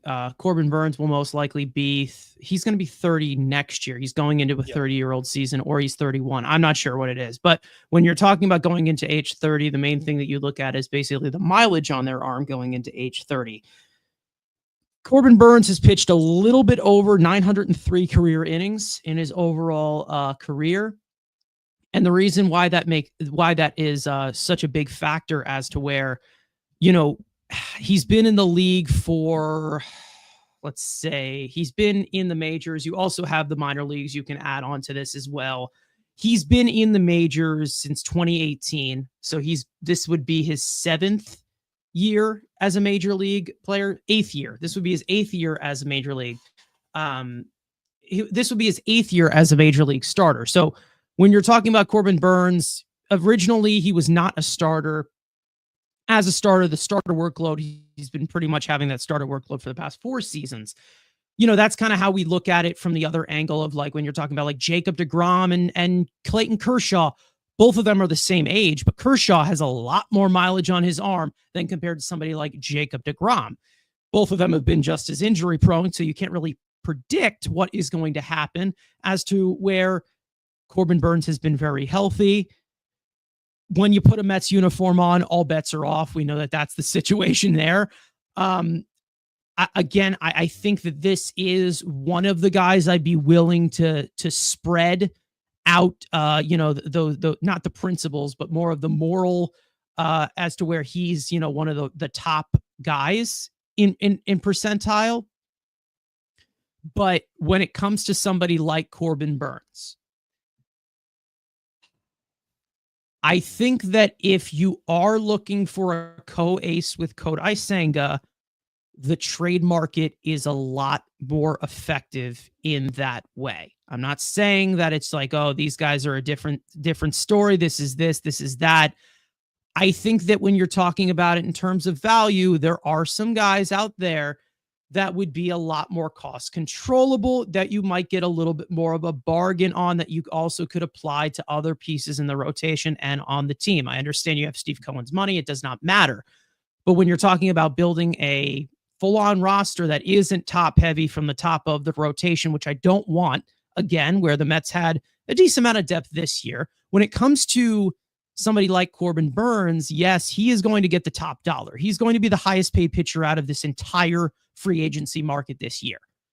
Then you look at the trade market of the situation with some of those guys. I know Garrett Crochet is out there. He could possibly get moved. Luis Castillo, that's the main guy that I would point to. That's the guy that I would go after. Then there's also some of these other guys, Sandy Alcantara, who I think was mentioned in the chat. I don't think the Marlins are going to offer him up to us, but when it comes to some of these frontline pieces, I do think that it's just better to look at it from that standpoint, and not go after, giving Corbin Burnes whatever the hell he wants because he was good last year. I think that, yes, Corbin Burnes is great, and if they do end up getting him, that would be great. But like Andrew has said many times, and he can add into this because he said it, many times when it comes to the pitching market, especially when you need multiple guys in this rotation, the trade market is a little bit better to go, in my opinion. Just saying, I just think that giving up assets for some cost controllable pieces when pitching is, a very expensive thing, it's really, really hard to be like, okay, well, I want to hold on to these prospects right now, but also I want to just shell out $40 million a year to Corbin Burnes right now and call it a day and make sure that we get him. So that's how I look at it. I think that it's better to just trade for a frontline piece. But again, Corbin Burnes, I would not be upset about it if they did get him again. Anything, Frank? I was going to say, I think that again, it depends on the trade. So, like, if you're giving me Garrett Crochet we're using him as the example. If I have to trade young pitching to get Garrett Crochet, I feel like it takes away from the whole point of what you're trying to do with pitching. We're saying that the best way to do it is with young, controllable pitching. But if you're trading that pitching away to get someone you need to give a big contract to, I feel it's kind of counterproductive, where I could sign Burnes and keep my guys instead of trade for Crochet, who's not as good and more injury prone, and lose my young pieces. I feel like I got to get the big contract anyway. So I feel like you're kind of doing two things there instead of just the one much more simple approach. It's hard because when you're in the position that the Mets are in, the only guy worth a damn right now is Brendan Sproat.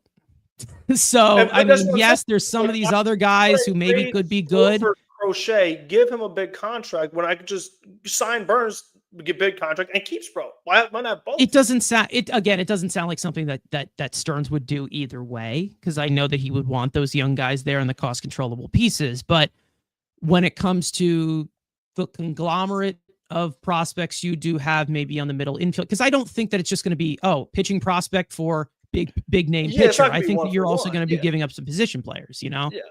But when it comes to the trade market, I think if you're trying to win now, I think that's the best way to look at it, because again, tying things down for the cost controllable guys who are going to be a little bit cheaper, you can make the team a little bit deeper. Andrew, I'll let you get in on this, of course, because when it comes to something such as trading for, cost controllable starters, because they are out there. There are many guys that are under control that are getting very underpaid for what their services are providing right now.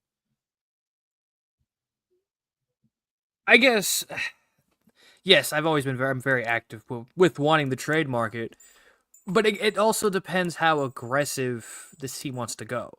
Because yes, it was a shittier GM in this situation, but there's a world where I could see it, especially what the cost is for mid-rotation pieces, which again, Blake Snell going to get close to 30. Manaea is going to be pushing 24, 25. Yeah. Is there a world, again, this is probably not getting Soto, where you sign Burnes, and then you trade for Pablo Lopez, Luis Castillo to be your 3 with Senga? And I think that maybe is the way you go. If you're building through straight, if it's just Stearns, again, this is a hypothesis, just a different scenario. I do agree with Frank. I am not on the Crochet thing. I'm not touching him. Let somebody overpay for a 5 and fly reliever. Yeah, I wouldn't be on the Crochet thing either, I'm not. I'm just saying, I get, there's guys out there. But I think for me, where I'm very trading, meaning if you're telling me would I rather bring back Sean Manaea or trade for Luis Castillo, that's where I'm I didn't have Burnes in this kind of conversation because I think Burnes is the only true ace. If Burnes is here, I think for that, kind of like what we did with Scherzer and Bassett, that kind of thing, except get a better version of that, meaning younger and not senile, where you can get, instead of paying Manaea let's say 25. I can go trade for Kevin Gausman making 22 for the next 2 years, or Castillo making 25 for the next 3 years. Yes, if he waives the no move clause. I think if Burnes is a reality, go to that, and I think you pivot the trade market to fill out the rotation. I think if that's what Stearns wants, I think that's a way to do it instead of shelling out term. You also could trade for a 2 as well, a starting pitcher 2 as well, because you have Senga at the top of the rotation. If you look at him as a starting pitcher 1, I know there's uncertainty. I know he's been hurt all 2024. I get it. But if they look at Kodai Senga as the starting pitcher 1 still in this rotation, you also can go for a 2, such as other guys like Luis Castillo, or you're talking about, other guys you can pair him up with. Kevin Gausman, who, like you said, had an outlier huge year in his contract year. got paid has been good, not at the level that he was before he got paid. I feel like that is another thing you can look at. But, because I think that Kodai Senga, I still consider him a frontline piece. Like, it's not like I'm like, oh, well, he sucked in the postseason, trade him. Like, I'm not going to tell you that right now because he's going to be here for the next 3 years. And I do believe he'll move back to that form. He just needs to be healthy to do so. And that's the kind of confusion. But when it comes to the overall rotation, you could go for another frontline arm that isn't a legitimate number one, such as Corbin Burnes. I'm not saying don't go after Corbin Burnes because I think the Mets should be in that market. We have 3 rotation spots empty. We have, we have a frontline guy in Kodai Senga who didn't pitch all year. We have some other little depth pieces. We have, like maybe David Peterson is in that formula. Paul Blackburn, we don't even know if he is going to be. We don't know if. Shut up. If we don't know what's going to be the deal with Blackburn, maybe he ends up getting non-tendered because he's in R3. I don't know if they want to give him that. They did trade for him, so we'll see. But when it comes to the overall look at the overall rotation, I think that there's definitely some moves that you can make. It depends on how bold they want to go. Like, I feel like it's all depends on how bold they want to go. And the same thing goes for, like what we just said regarding Pete Alonso, because they have Mark Vientos who could possibly play first base and replace him in that regard. Then if you don't get one of those frontline arms such as Burnes, or even if you're talking about Max Fried, or you're talking about other these guys, even Blake Snell, who just went onto the free agency market, declining his player option. If you don't go and get in anybody in that level or that echelon, you still have Kodai Senga at the top here. And when MLC comes in here and says, sign Eovaldi 2 to 3 years, that I will get behind because I love Nathan Eovaldi. I know you two as well love him as well. I've loved him for a long time, but I can't say for so many off seasons. I mean, eventually he's going to get a little too old, and we're going to give 3 years. Eventually he'll be 46 years old, and we'll still be asking for him. Like, how long can we do this Andrew Chafin every offseason crap? Exactly. Yeah. But I just want to say one thing real quick, just something to consider about like where this Mets team was this past season compared to now. Like, there is a world, a very likely scenario, like it's on paper that Shohei Ohtani is going to be pitching for the Dodgers next year. And like, their whole rotation will be back. Yeah. Yeah. Glasnow is going to be back. Yeah. So you could have Senga, maybe a good version of Senga. And, maybe you trade for Gausman. But I'm like, I don't think that's enough. I just don't think that that's enough caliber of guys to go against this Dodgers lineup, number one. But if that's your goal, that is your goal right now, looking at it, because I know that Stearns like to be the opportunistic. If that's your goal, if you're like, okay, how do I beat the Dodgers? That's my entire goal of this offseason, no matter what. How do I beat the Dodgers right now? Not sustainable winning, anything. You go and get Corbin Burnes by any means necessary. If that is what you're looking at, like farther down the line, that's how I look at the Dodgers. But again, but what I'm saying is that the way the Dodgers are set up and the way they spend money, like, they're always going to be really good. Like, they're always a threat. We know the Braves are always a threat. Like, you have the Phillies with like a really good rotation. So it's like, no matter what, and we just say we're starting pitching, like, you're going to need a bunch of it. So if you have an opportunity, like Corbin Burnes, he's not just any pitcher. Like, he's one of the very best. So like, if he's available, like, it makes a lot of sense. So I'm just saying that, like, you also don't get to game 6 of the NLCS every year. Like, the Mets hadn't done it in a decade.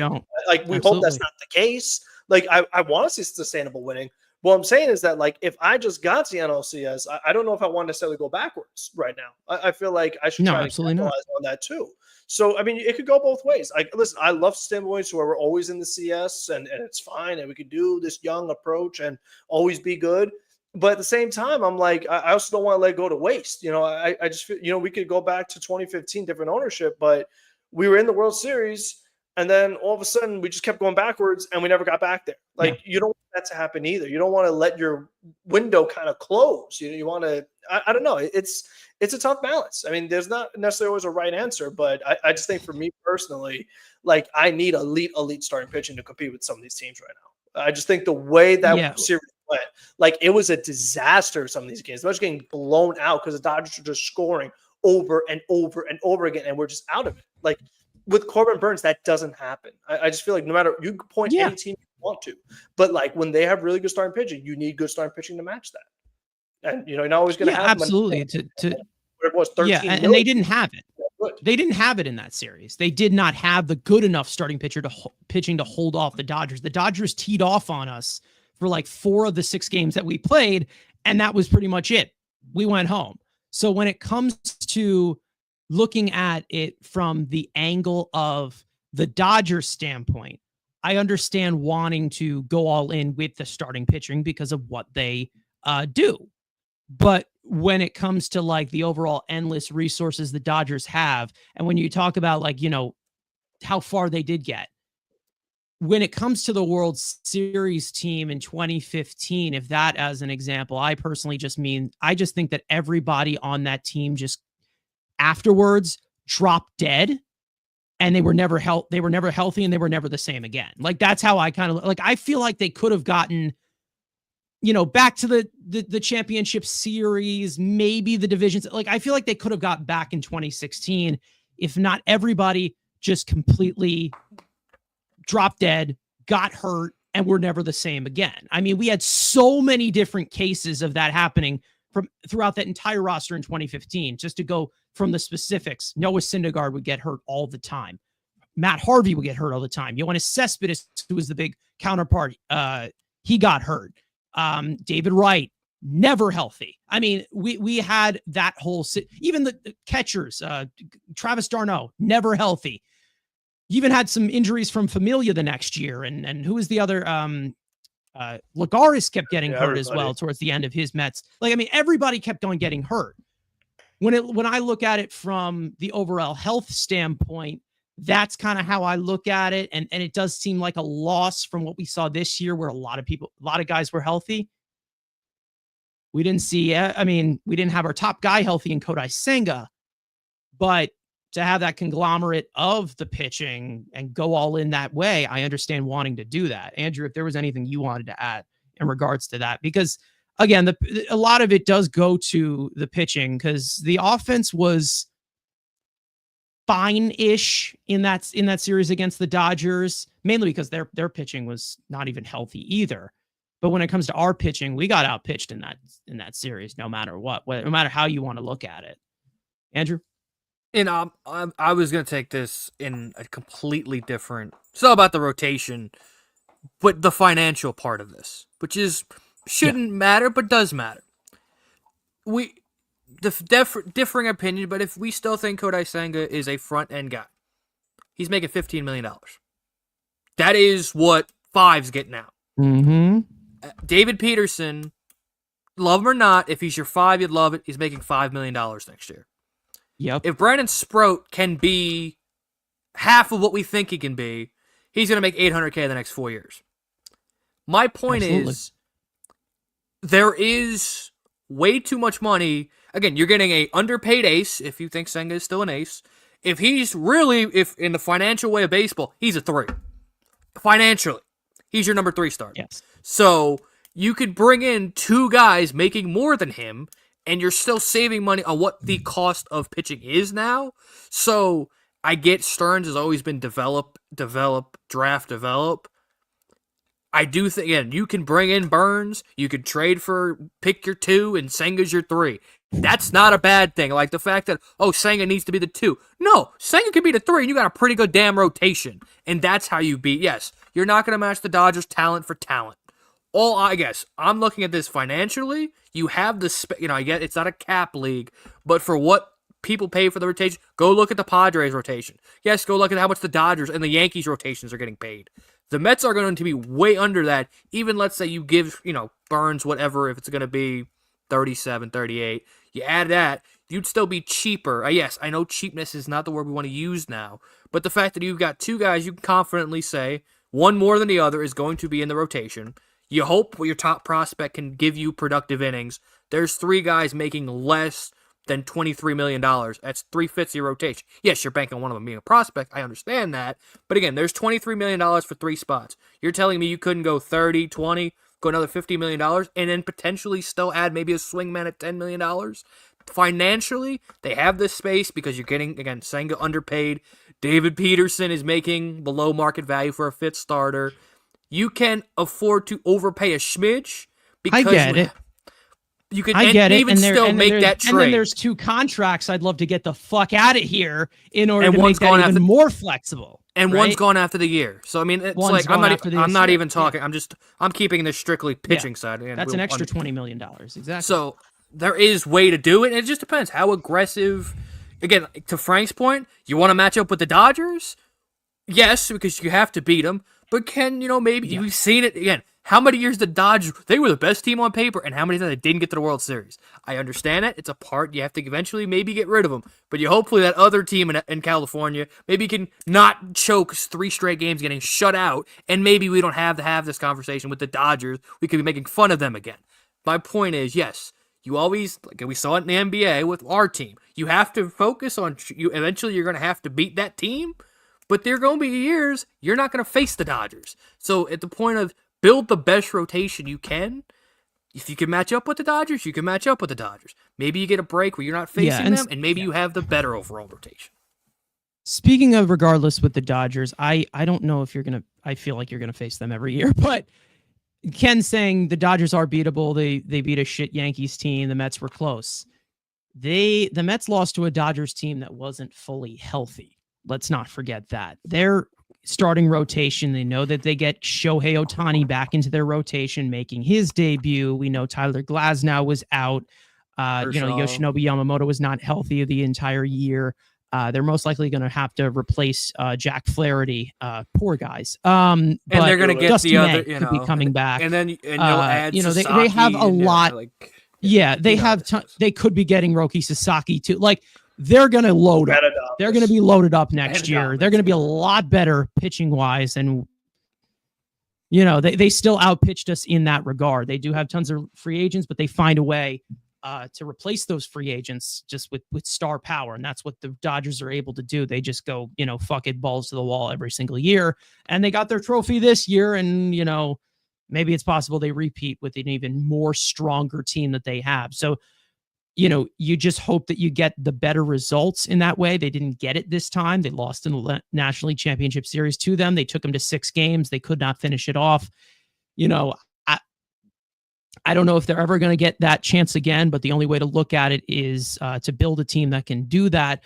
And M-Easy, talking about how I beat the Dodgers should not be the goal. Winning the division should be the goal. Not necessarily. When you talk about the overall contention, it's basically whoever gets hot in September. It's basically whoever gets hot at the right time.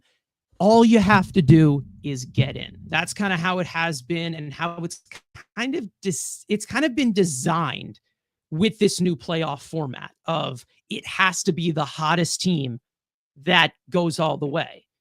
There have been some proves where some prove it's where the layover has not done well for teams. There has been where the layover does do well for teams and they're fine. But it's all really just building off of that momentum. So I'm not looking to be the team that wins the division next year. That does not matter. You just got to get in. Maybe you get a more sure-handed position of being in first place. But personally, after I saw in 2022, the Mets have a 10.5 game lead, and they were fighting all year with the Braves. That's when I gave up trying to care about winning the division. I cared about getting into the playoffs. Not to mention that same year, Mets and Braves were battling for that National League East. They were going back and forth and back and forth. Braves make this incredible comeback. One of the last series of this season, they sweep us, they win the division. Who went to the World Series? The Phillies. The Phillies went to the World Series, right? That other team that ended up making the playoffs. That's what I mean. So it does not matter who wins the division. I'm not saying that, the team that wins the division will automatically be a first round exit. I'm not saying that. What I'm saying is you just got to get in. Anything can happen. Whatever.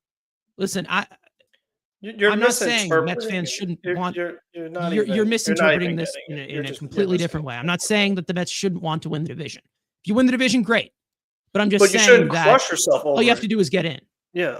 You shouldn't obsess over it. You should just get into the playoffs. You should tire yourself out. The whole team is like Manaea is worn down now because he had to burn his arm out the whole year. Like Andrew will say and agree with me in this regard, right? Oh God, where are you going? Don't be the Boston Bruins 2 years ago. Don't be Tampa. Don't be Boston. Don't burn yourself out. If only thing that you care about is having a division title banner at Citi Field, so be it. I personally just care about a World Series trophy. That's what I want. You win the division, great. You played a good 162 games. Fantastic. I care about the actual dance. Anything can happen in the dance. Anybody can beat anybody. We saw the Mets as a 6 seed go all the way to the National League Championship Series. We saw the Nationals as a 6 seed win the entire goddamn thing. Anything can happen. So you're not trying to set this up to win the division. You're trying to set this up to get into the playoffs. Anything else you guys want to add in regards to this? And I just want to get into the outfield, which we won't spend that much time on. But again, I think just for the whole division thing, what I'm saying is that elite starting pitching is important in the postseason, whether you win the division or not. No matter what, elite starting pitching helps you win World Series. I would rather win the World Series and not win the division. It's fine as long as I win the World Series. That's all that matters. That's what's important. That's what I care about. And then as far as Andrew's scenario that he's talking about, as far as getting the guys a little over 15 mil, 20 mil, whatever, to replace, get a 2-for-1 kind of thing. It's one big guy. I just think with this particular free agent market, I just don't see those names where you could pull it off mostly because of age. I feel like a lot of these guys, you're going to be paying 35 and up. So, I mean, just for me personally, I just see guys that I'm I'd rather go for Burnes at 30 than a lot of these guys at 35 and up. Unless you have names, Andrew. Sign the toppling guy, trade for the next one, probably. I was saying sign Burnes and then trade for the 3. That's what I'm. Oh, okay. That's what I'm. Okay. Again, if Evaldi, they're all again. So basically, Scherzer Bassett type of. Yes, but better, basically. younger, and younger. Yeah. Or I guess in the point of, again, using the contracts because again, Michael Walker is signed for $17 million. Kevin Gausman making $22 million. That's what I mean. I mean, you could look at as Mets fan, yes, a Bassett and Scherzer, you can make it like that. I'm looking at it, I'd rather give up a couple assets than overpay a 4 with money that now, because, everything is going up. That's what I mean. Again, sign Burnes or whatever the hell it costs, and then trade for the 3 if it's a guy making less than market value. That's what I've been putting out in the world, not... Yes. Yeah. And what I... your buck type of thing. Yeah. Would I love Nathan Eovaldi on a 2-year, $50 million deal? That's probably what it's going to cost to get him. Is that appealing? Yes. I like Nathan Eovaldi, but $25 million over the next 2 years for a 36-year-old Eovaldi? I love him. But that's kind of what it's going to cost. And the Braves already showed interest. Of course they did. They're going to lose Charlie Morton and replace him with Nathan Eovaldi. Great. Yeah. But again, that's the point. Again, Manaea is going to get 20. Yes, Mets fans are going to say, Sean Manaea is better. But if you look, who's a better pitcher, Kevin Gausman or Sean Manaea? That's the kind of conversation I'm trying to have. Luis Castillo or Sean Manaea? That's where I'm in. Yeah, it's a value deal type of thing. Yeah, I get what you mean by that. I mean, I'm not talking about just crochet. Yeah, and it sucks that we can kind of kick ourselves in regard to that when it comes to it. But when you look at a contract out there of good value, 15 million, like how you're getting from Kodai Senga. I mean, look at what Seth Lugo did this year and what he is getting paid. Next year, and then he also has a player option, which he's most likely going to opt out if he pitches anywhere to that. He's up for the Cy Young this year, so it's you got that type of output the way that he did in Kansas City. I'm not saying that the next middle rotation guy or a guy who never has started ever before or hasn't started for a while is going to be a Cy Young candidate. But what I'm saying is the overall value that the Royals got from Seth Lugo which I mean, it sucks to look at that from a Mets standpoint, absolutely. Yeah. But, he finally got his chance to start. And, and when you talk about it from, another standpoint as to, him starting and being that, cost controllable piece for like next year and then the year afterwards, possibly, probably not. Those types of bargain deals you can put in there. Sometimes you do end up getting lucky, but then you also have these big names out there that they're going to command a lot on bigger AAVs or whatever, and that kind of ties you up a little bit. But guys like Nathan Eovaldi is someone I would pair up for somebody for getting a top line piece. So if it was Burnes and Eovaldi, I'm completing the rotation right there. Maybe there's somebody else that you bring in there last minute or something to make it a possible 6-man. I'm okay with that type of 1-2 of, Burnes, Senga, and Eovaldi. 100%. I'm 100% going out there in the postseason, regardless of what Senga did in the National League Championship Series, because I believe he'll be a lot better. But when it comes to, piecing this rotation together, they do have those pieces that are cost controllable who have given us quality. I don't know how long it's going to continue with David Peterson, but he still is a quality piece going into next year after the year he just had. When it comes to, Blackburn's a different story. Tyler McGill, I don't want to even see him in the rotation. Jose Budo did give us some quality. I don't know if he's going to be, a 150 inning type of guy where he swung back and forth from the rotation at the beginning of the year to the end. I think that the complementary mid-rotation piece to go after Corbin Burnes is something they have flexibility to do. And when we're talking about, from Ken saying you don't want Manaea or Severino, for me, I would go for Manaea. Severino, goodbye. Both of them got the qualifying offer, so we're going to have to see what direction that goes in. But they're both going to have qualifying offers attached to them. So their market's definitely going to diminish. It's possible that we retain one of them, possible they retain both. I think the Mets are going to make an effort to retain at least one of them. So that's going to be a part of your rotation, but it can't be the only one.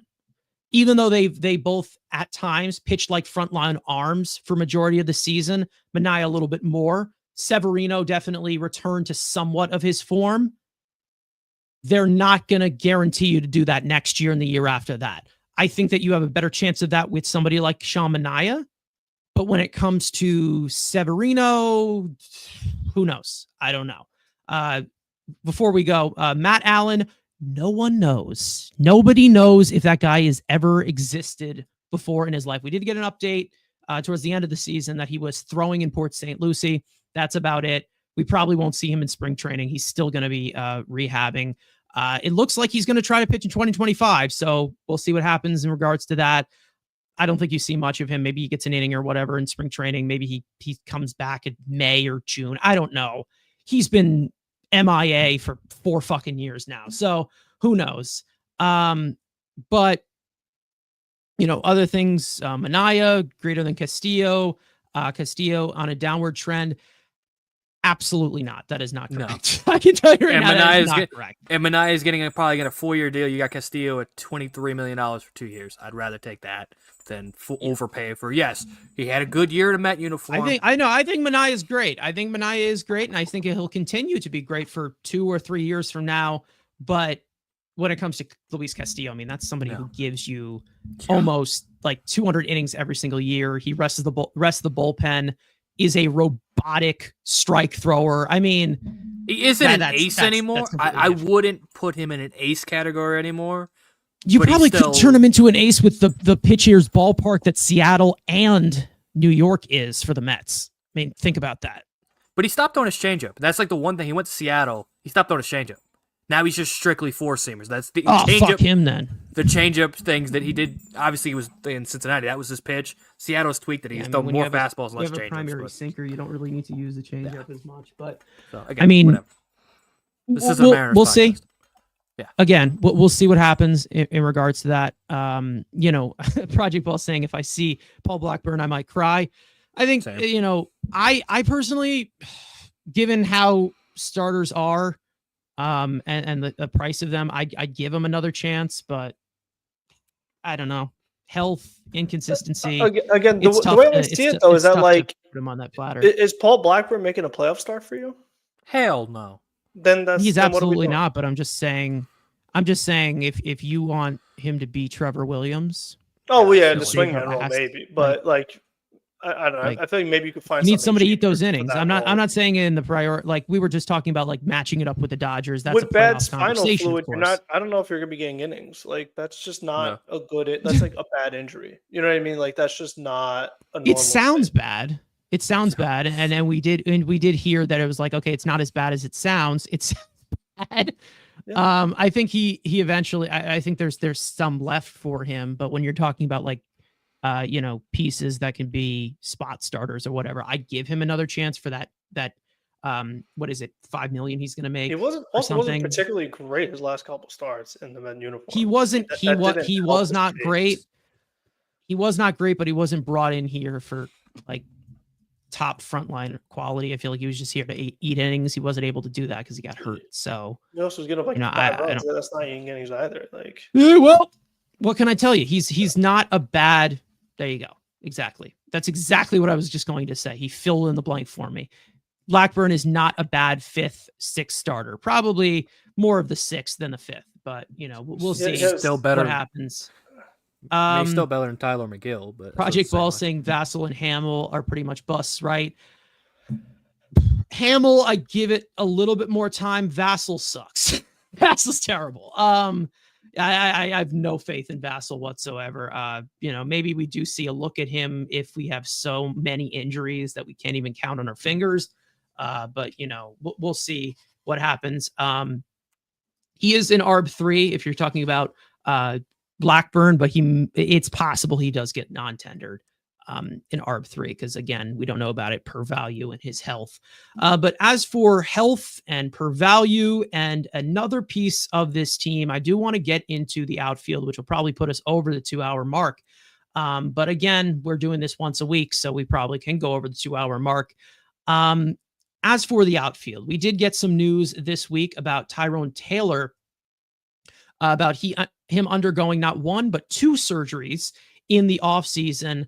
And it seems like he will be ready for spring training. But when you're looking at the Mets' current outfield situation, there is a lot of not just question marks, but it's also just a very weird headline separate type of thing when I say that. And when I'm looking at it from the overall current depth chart, it's very thin off of just the 40-man roster because you're going into the winter right now. You have tons of free agents.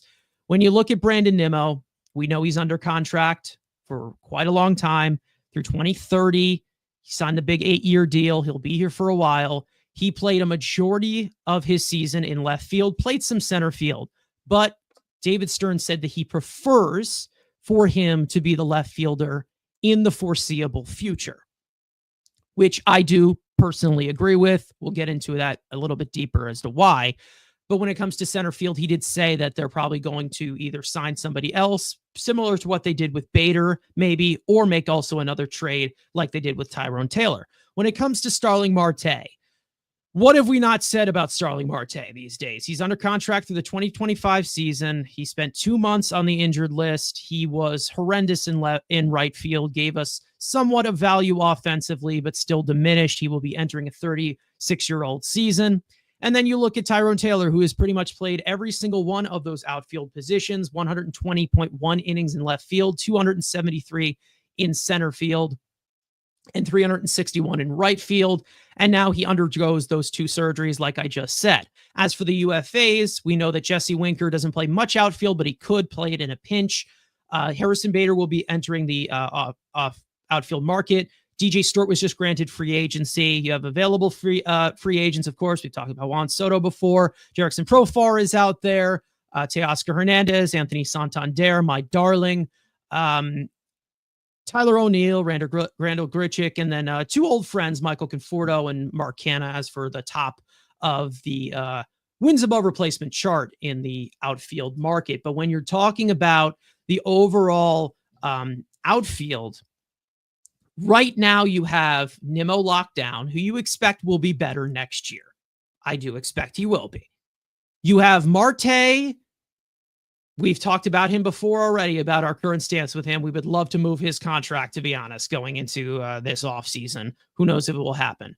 Then you have Tyrone Taylor, who, is not a great player, but he's a winning baseball player. Let's just say that. He can do those things in the margins, help you out. He was definitely a big contributor to this team in a lot of different ways. But he undergoes 2 different surgeries. Will he be better by the time spring training comes along? Most likely, but he's a 4th outfielder. We know that at his current value, he's a 4th outfielder. He should not really be starting every single day. Maybe if you want to put somebody at DH and add him into the outfield, that's the best value you can get from him. But when it comes to the Mets outfield, the rest of it, oh boy, it thins out. It 100% thins out. I know we have a guy named Drew Gilbert who we hope makes a contribution to the Mets outfield, but he has not made his major league debut yet, so he's not considered a factor yet. Hopefully he makes himself into a factor because he'd be a cost-controllable piece. Then we have this outfield market, which definitely has some talent on it. It is topped by a man named Juan Soto. You have Anthony Santander out there. You have Jerickson Profaro coming off of a great year we've seen the Mets linked to before.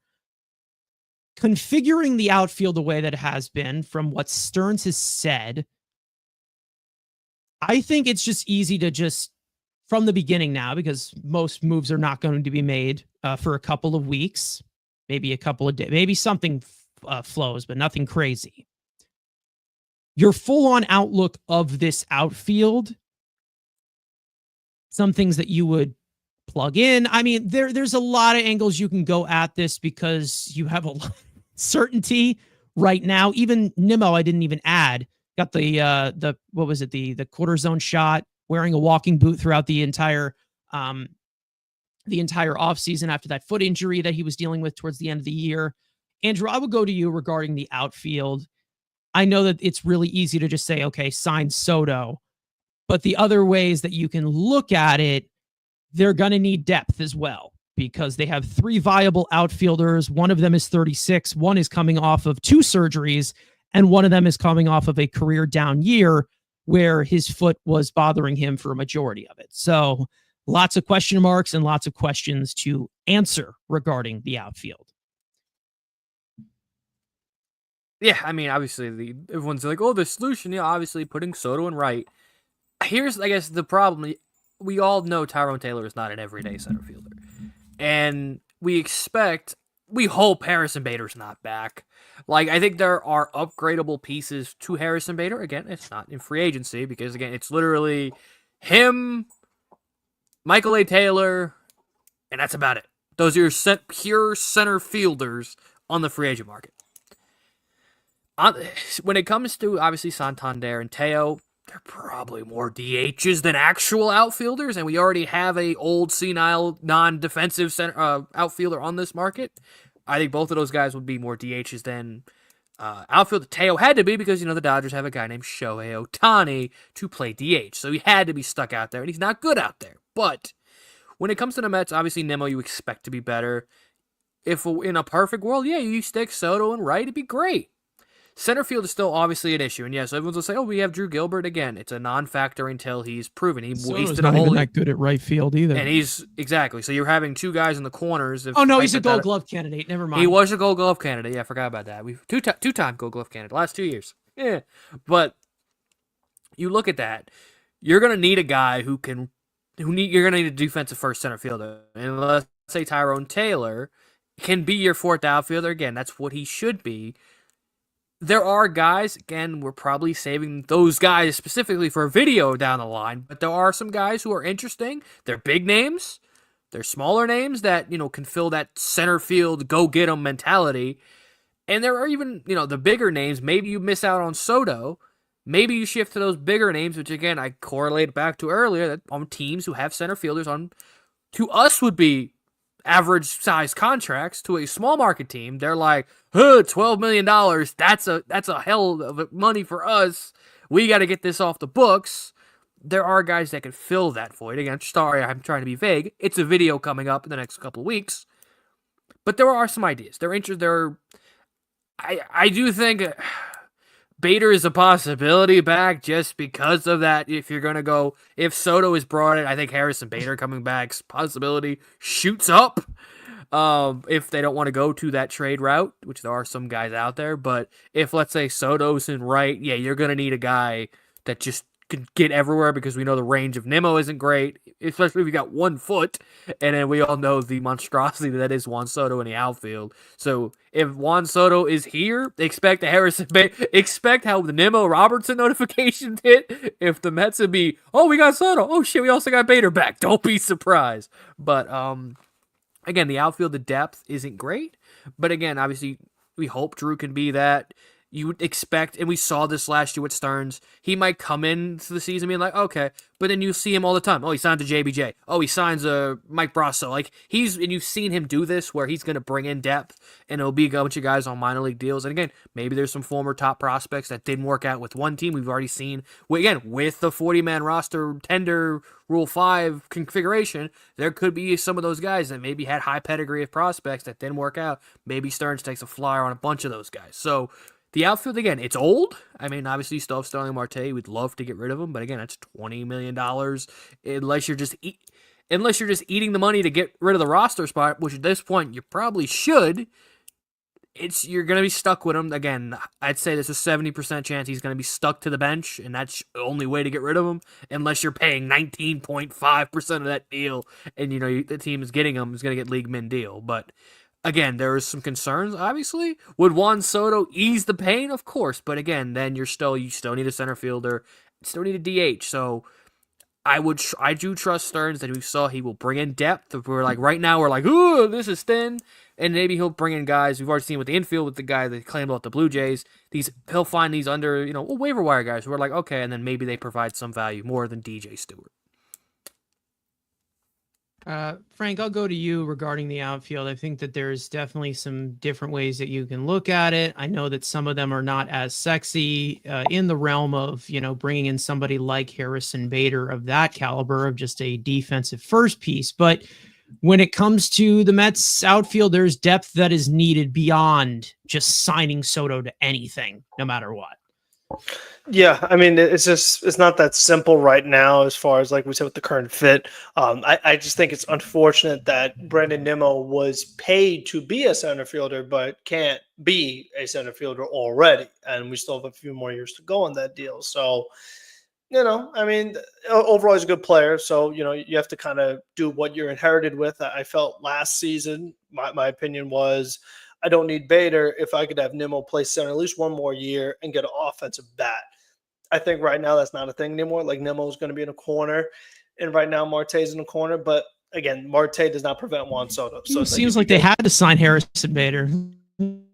Well, no, now they might. But what I'm saying though is that, like, if I have Juan Soto, I forgot Teoscar Hernandez is an elite center fielder. So never mind. Never said Teoscar was playing center field, but okay. What I'm saying is that if you have Juan Soto, then it's okay to have Harrison Bader or a defensive first center fielder. It does not have to be Harrison Bader in particular. But if you have Marte, who's struggling, and then you have Nimmo plus a defensive center fielder, then that looks it doesn't look good. So it's like it needs to be some like a really good bat in the corner to make up for not having a good bat in center. I just don't think having not great bats in multiple spots is just not a good thing to do. And like we said with Marte, it's like we don't know what he is right now. I mean, because his defense isn't good. He's not stealing bases. Didn't hit a home run since June. So he gives you some hits, some singles. But, if he's a singles hitter, just plays right field, like, I mean, what's he really giving me? He's another year older, another year more injury prone. So there needs to be a Soto, or if it is, again, I mean, Teoscar's not good in the corner, but if you want to stick him there, you could. And then, again, it makes it more okay to get a defense first center fielder.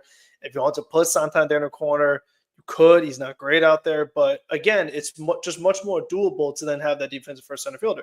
Even if that guy is Drew Gilbert. Like, if we talk about a veteran pushing the young player, it's like you want to sign a veteran for now, and then maybe Drew takes that job later on. you could try that. If you want to try Jet in center field at some point, you could, if second base is occupied by an Acuna or somebody else. Like there's a few different things that are available to you.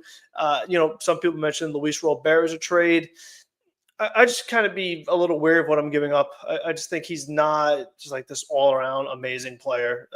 I know it was a horrible White Sox team, but that just kind of concerns me. Like I don't know. I question the guy's motor a little bit. I feel like if you're not trying, if you're just okay with being part of the worst team in baseball and you don't want to try, at least for yourself, to have some pride, I have some concerns about your character off the bat. I just don't think that's a good look. And if people are so worried about Nimmo's arm in center and left, Robert's arm is not better. So he has speed, so he can cover some ground. But overall, I just don't think he seems like a slam dunk on paper and like on the eye test. But overall, I just don't think he's all that great. I wouldn't be giving up a whole lot to get him. If it's not much, sure, but I wouldn't be giving up a whole bunch to the farm system again. I'd be more like, if we're gonna do that, I'd be looking more for the pitching. But overall, again, it's Soto, see what happens there. Then it's Santander, see what happens there. Maybe Tasker, then see what happens. And then, there's just a few dominoes that need to fall before we kind of make that overall decision on what the final outfield looks like. So for me, I'm just focusing once again on offense first in the corners, and then you can kind of take care of the center field. If it's defensive first, that's fine. Because right now, of all those guys you mentioned, none of them are decent center fielders while still being good offensive players. So like that two-way guy is just not available on the free agent market right now. So you can't just like sign someone, just shove them there to then, just be my two-way guy. Like that guy's not there. Yeah, here's the thing, okay? It's not great. It really is not a great look regarding center field right now. The only guy that I would put out there as a starting caliber piece who I don't think would succeed at all here is Cody Bellinger, who I think, he accepted his, never mind. Yeah. Erase that from your minds, folks. So then you go to Garrett Hampson. You go to Kevin Pillar, who we've been there, done that. Yeah. You've been, you have maybe Kiki Hernandez, who seems if like we he could only get does well in the postseason version, postseason. sure, but regular season, I don't know.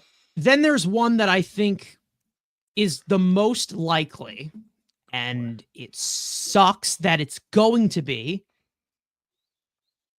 Manuel Margot, who I think the Mets are going to try to bring in center, who is a good defender in all three outfield positions, can't hit for shit at all. Again, unless it's against the Mets. Unless it's against the Mets. And even recently, he's kind of declined. I'm not saying that Margot is the guy to get. And I would not prioritize him whatsoever, even though if we were scraping the bottom of the barrel. But when you're talking about guys who can play defense, whether you're trying to replace Harrison Bader or whatever, I think there's going to be a trade for a center fielder. I don't think it's going to be the center fielder everybody wants. No. Like somebody like Luis Robert, who I think, Frank, you're kind of cutting him short in that regard because of the upside he has.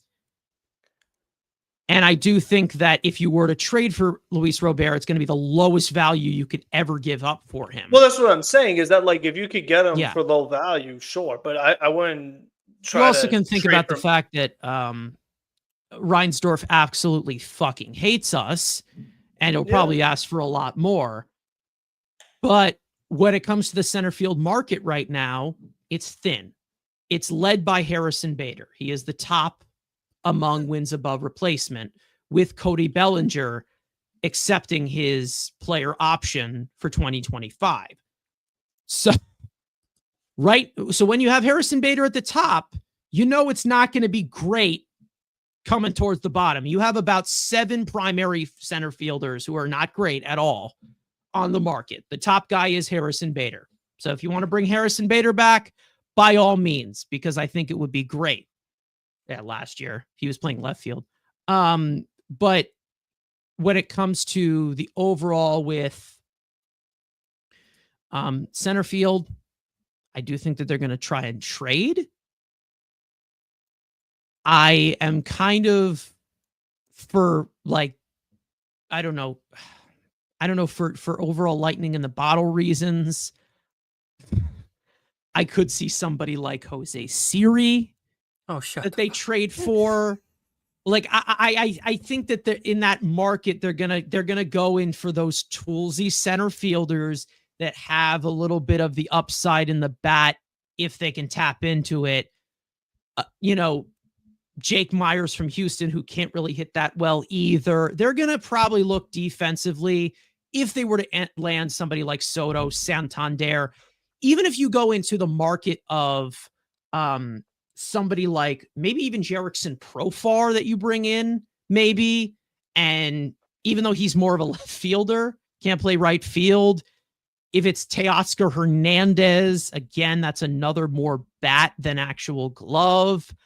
So it definitely thins out when you get past some of these guys.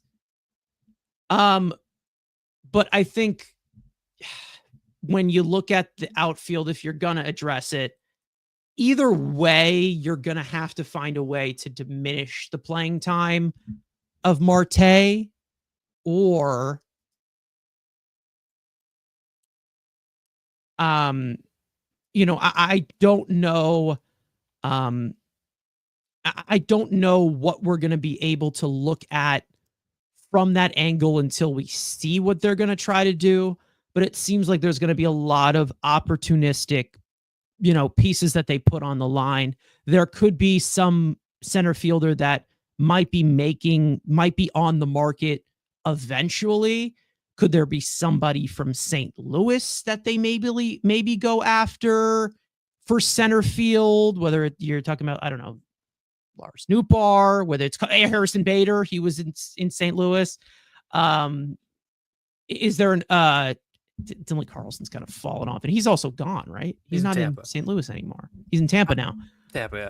Who's somewhat fixed, nobody still asks. But besides, I mean, I have my guy, which I know it fits a left-handed bat who could hit 20 homers, but is one of the best defensive center fielders in the game. Dalton Varsho could still be available. Pending UFA. Again, it ain't going to be sexy. I mean, it's not going to be sexy. That's again. He's making $8 million. It isn't. It's not gonna be like. No. Oh, what about Byron Buxton? Maybe the Twins move the money because they have no team. Like they're not gonna happen. Like you're looking at again, Varsho, Siri. The Cardinals aren't gonna move Nootbaar. It's gonna be a guy, especially you got Juan Soto, who can play left, right, and center field at one time, and that could be Varsho, Siri, Bader. Like that's what it is. I'd prefer Varsho because at least he hits 20 homers a year and is in the 100th percentile at everything defensively. Sure, but that's the only options you're kind of looking. One guy I would kick the tires on. I doubt. It could happen because they don't give a shit. JJ Bleday is another one you could look at as a possibility from the two-way side. Probably the best of upside. What is he, 28, 27, something like that? Probably around. That's another guy you can look at. I don't think Lawrence Butler really plays center field in any regard. So, I think there's going to be some ways that they do look at it. Maybe it's somebody who we are not even discussing in any matter. I think, when it comes to like overall center field, I think it's more going to be addressed with defense as a priority, which it seems like is going to be something that is established with David Stearns for a long time. And you're going to look at some of these teams who are going to be looking to move some of these center fielders. We'll see what happens. Varsho is somebody you could put in that conversation. Siri, like I said, center field market's very thin. Like I said, Harrison Bader leading the charge. Yeah, I would say my concern with Bader, amongst other things, is that when it comes to Taylor, like we don't know exactly when he would be back. But my thing is that like Bader lost his job to Taylor, and I still have Taylor. So why would I bring back Bader? You know what I mean? Like if the Mets have already established internally that Taylor's the Vibes. better player, oh, there you go. If we're just gonna go back with just running back with friendship. Good We need locker room Iglesias guy. to do that. I mean, we'll see. Well, it happened once. It'll happen again. That's what they say. So, that's what they say. It happened once, it happened again. Because remember, Corbin Burnes was a Cy Young. He'll do it again.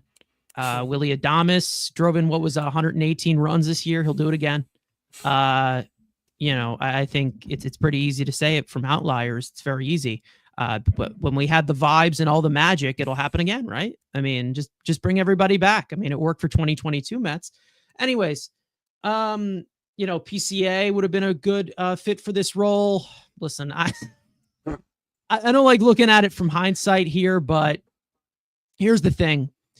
As someone who has as much room to grow and as young as he is, I think overall as a player, he kind of just sucks. I'm not going to lie. I really don't think PCA is that good. And I don't think it is even worth giving a young guy that. If you want to go with a center fielder that's established, we know that Kevin Kiermaier will be off the thing because he just retired.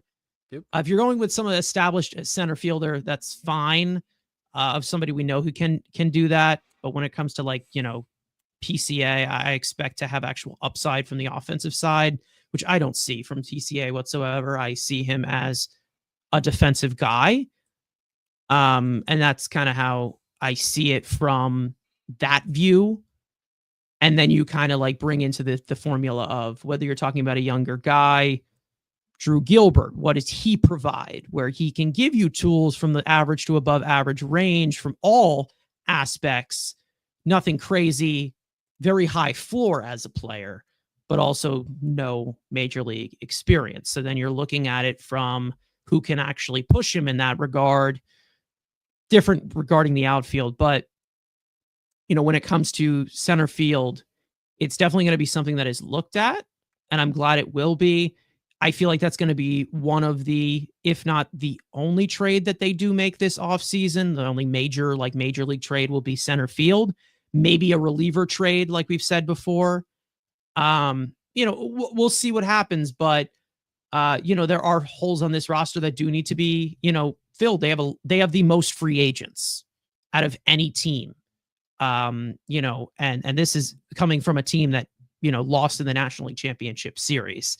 So they have 17 free agents, 13 free agents on the major league roster. So it's we'll see what happens, but I just think it's something to look out for, where maybe it just comes out of nowhere. Because I don't think anybody expected Tyrone Taylor to get traded to the Mets last offseason. And that ended up working out in the margins for them. And he definitely provided a lot.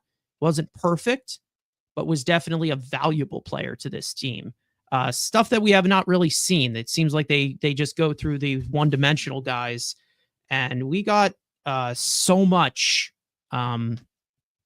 overall from, in spurts. Let's just say that. Because Bader was a big contributor at the beginning. Taylor was great in the second half. They definitely showed depth this year. So hopefully they can repeat that the next year. And they're going to have to move some pieces around in regards to that with the only 3 outfielders that are on the roster. Anything else you guys want to add regarding the outfield? Because I think that we do have some questions regarding the outfield that were asked in the chat. Again, Winker is another one that gets talked about again. Do you think the Mets get one player for DH, or do you resign Winker and get a righty bat to face lefties and share the DH role? Here's the thing. When it comes to the DH role, I do think that Winker is going to be considered to be brought back. But when it comes to a specific DH, I think they're either going to go with a DH platoon, bring Winker back, and maybe somebody that destroys lefties as the DH. Then I think that what they're going to do is, if they don't want to do the platoon, which we have kind of felt the need to move past, it's just going to be Mark Vientos as a majority of the DH that can hit lefties and righties. Because the lefties and righties DH, it's hard to come by. Let's be real for a second. There's no Yordan out there. JD Martinez is past whatever, the need is for that. David Ortiz retired years ago. He's already inducted into the Hall of Fame. So right now it's a very select few of DHs that can hit lefties and righties. Right now, the closest thing that you're looking at near the Mets, near the Mets' hands is Mark Vientos, who can hit both lefties and righties. But then you're also going to look at the corners on the infield. Do you bring back Alonso? Do you trust Ronnie Mauricio to stay healthy for opening day, which I don't? I don't even want to put a Beatty in the conversation, but he's still here, so we're going to see him play at some point. So we'll see what they look at. It all really matters as to where they are at. I think Pete Alonso is one of the main factors regarding the DH, not just because we think he's going to be the DH, but where they're going to place Vientos on the market, where they look at this internally. I don't know if there's anything else you guys would add to this DH conversation, because I think we've talked about it before. We know that they're going to see it as a need with JD Martinez being gone, as well as Winker going on the market as well. So they're going to bring in somewhat of a bat. We don't know how crucial it's going to be, but platoon, non-platoon, you do have the space to do it. But we'll see what happens. Let's just hope they don't just re-sign DJ Stewart and say, fuck it, Andrew, I'll go to you regarding this, because I think there's two different directions they can go with the DH, with being an extra bat that you could possibly add in the offseason. Yeah, I mean, I've been anti-platoon, I've been sick of the platoon, but I guess obviously you would love to add a stick. I see more Santana and Mateo as that. I just don't think they're going to do it. I think they potentially bring back Jesse Winker, and I think our worst fear is they're going to platoon Winker with the guy they can't move, and Starling Marte, and that's going to be your DH platoon with incorporating some other guys moving around. I just don't see them, until Marte's gone after the year, putting up, besides Juan Soto, again, Soto's different, I don't think they're going to put a B to C tier level outfielder. And yes, Santana, we love Anthony Santana, and he's a pure DH. If he's my DH, I'd love it because he's a switch hitter. He's both. He's going to market himself as an outfielder. That's the problem. For most teams here, they see him as a DH, but again, he's going to market himself. There are teams that, yes. But again, he's not going to get overpaid. That's my point, but I don't think the Mets are going $20 million for Santander. I think it's Soto or bust in the power outfield market. But I just think, again, they're going to go, maybe they upgrade Winker to a jock. I mean, I could see that, and then again Marte. But even that, I think somebody's going to stay out west, and I think he stays out west and gets paid somewhere else. I just don't see them going out unless David Stearns wants to go pure defensive at third base, like no bat, like we are in center field. Then shift Vientos. That's the only way, which I don't want. So I think the best way is they're going to try to keep Vientos at third if they bring Alonso back. And then the DH is either a Winker or a jock, potential type, platoon with Marte, because, again, you're not going to be able to move that contract because nobody's going to want him. I mean, he's in Japan. Maybe he just goes missing. Well, here's one possibility, okay? And I don't see David Stearns going with this because of kind of what he got minimum from JD Martinez. There is a switch hitting DH out there right now who's a lot older than JD Martinez, but he's continued to be consistent throughout forever and continues to put up great numbers. Once again, 114 bat this year, 3-win season as a first baseman DH. Oh. Carlos Santana is another one that they could look at if they want to just, get a guy who can hit lefties and righties. I wouldn't recommend it because at any point he probably could drop. Let's be real for a second. We've seen it before. Guys have come off career years. They're still good. And then minimized to the worst when they come to the Mets. We saw that with JD Martinez. I'm saying that, when it comes to they don't want to do the DH platoon, I think the Vientos is just going to be in that look. I wouldn't put Marte in the DH position. but it's not my decision in that regard. I think when it comes to hitting both lefties and righties, their best bet is probably Mark Vientos, but investing in the infield is something that I would not do.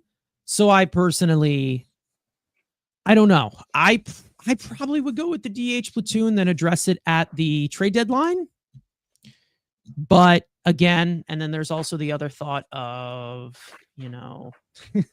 this guy who, Jock Peterson, I've been asking for years. And I think that he could still be giving you value against lefty-handed pitching, just not as much power. But I would go for it. That's another thing to look at. But we'll see in regards to how they look at this, because you're going to end up adding a bat, because that they are, because of, of what happens in this offseason. Both of their DHs are going to free agency, not to mention the other backup DH and DJ Stewart. He's also on free agency and was granted free agency as well as a minor leaguer. So I think it's something to look at. They're going to address the DH. I don't know how they're going to do it. Hopefully it's not just Starling Marte, which I believe is just the worst nightmare. Explosive saying I would love to sign Kikuchi. Andrew, I will go to you regarding Kikuchi. Anything with that sense? I mean, Dana Brown gave up the haul at the deadline. I would be shocked if he's willing to overpay in prospects. I'd be shocked if he's not willing to overpay to keep him, and especially how good he was once he went to Houston.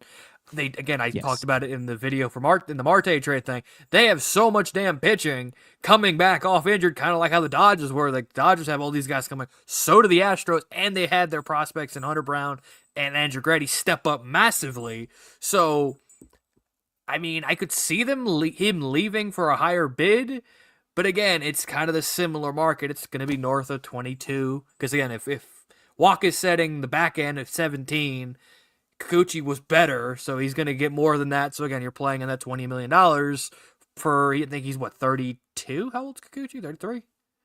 How old is he? He's going to be 34. He's past the age of 30. 34. Yeah. Okay, so maybe it's a two. So call it 3 at 60. Maybe that's being cheap. Let's say a $20 million AAV. I mean, I like the talent. I just am not going to love the term for him.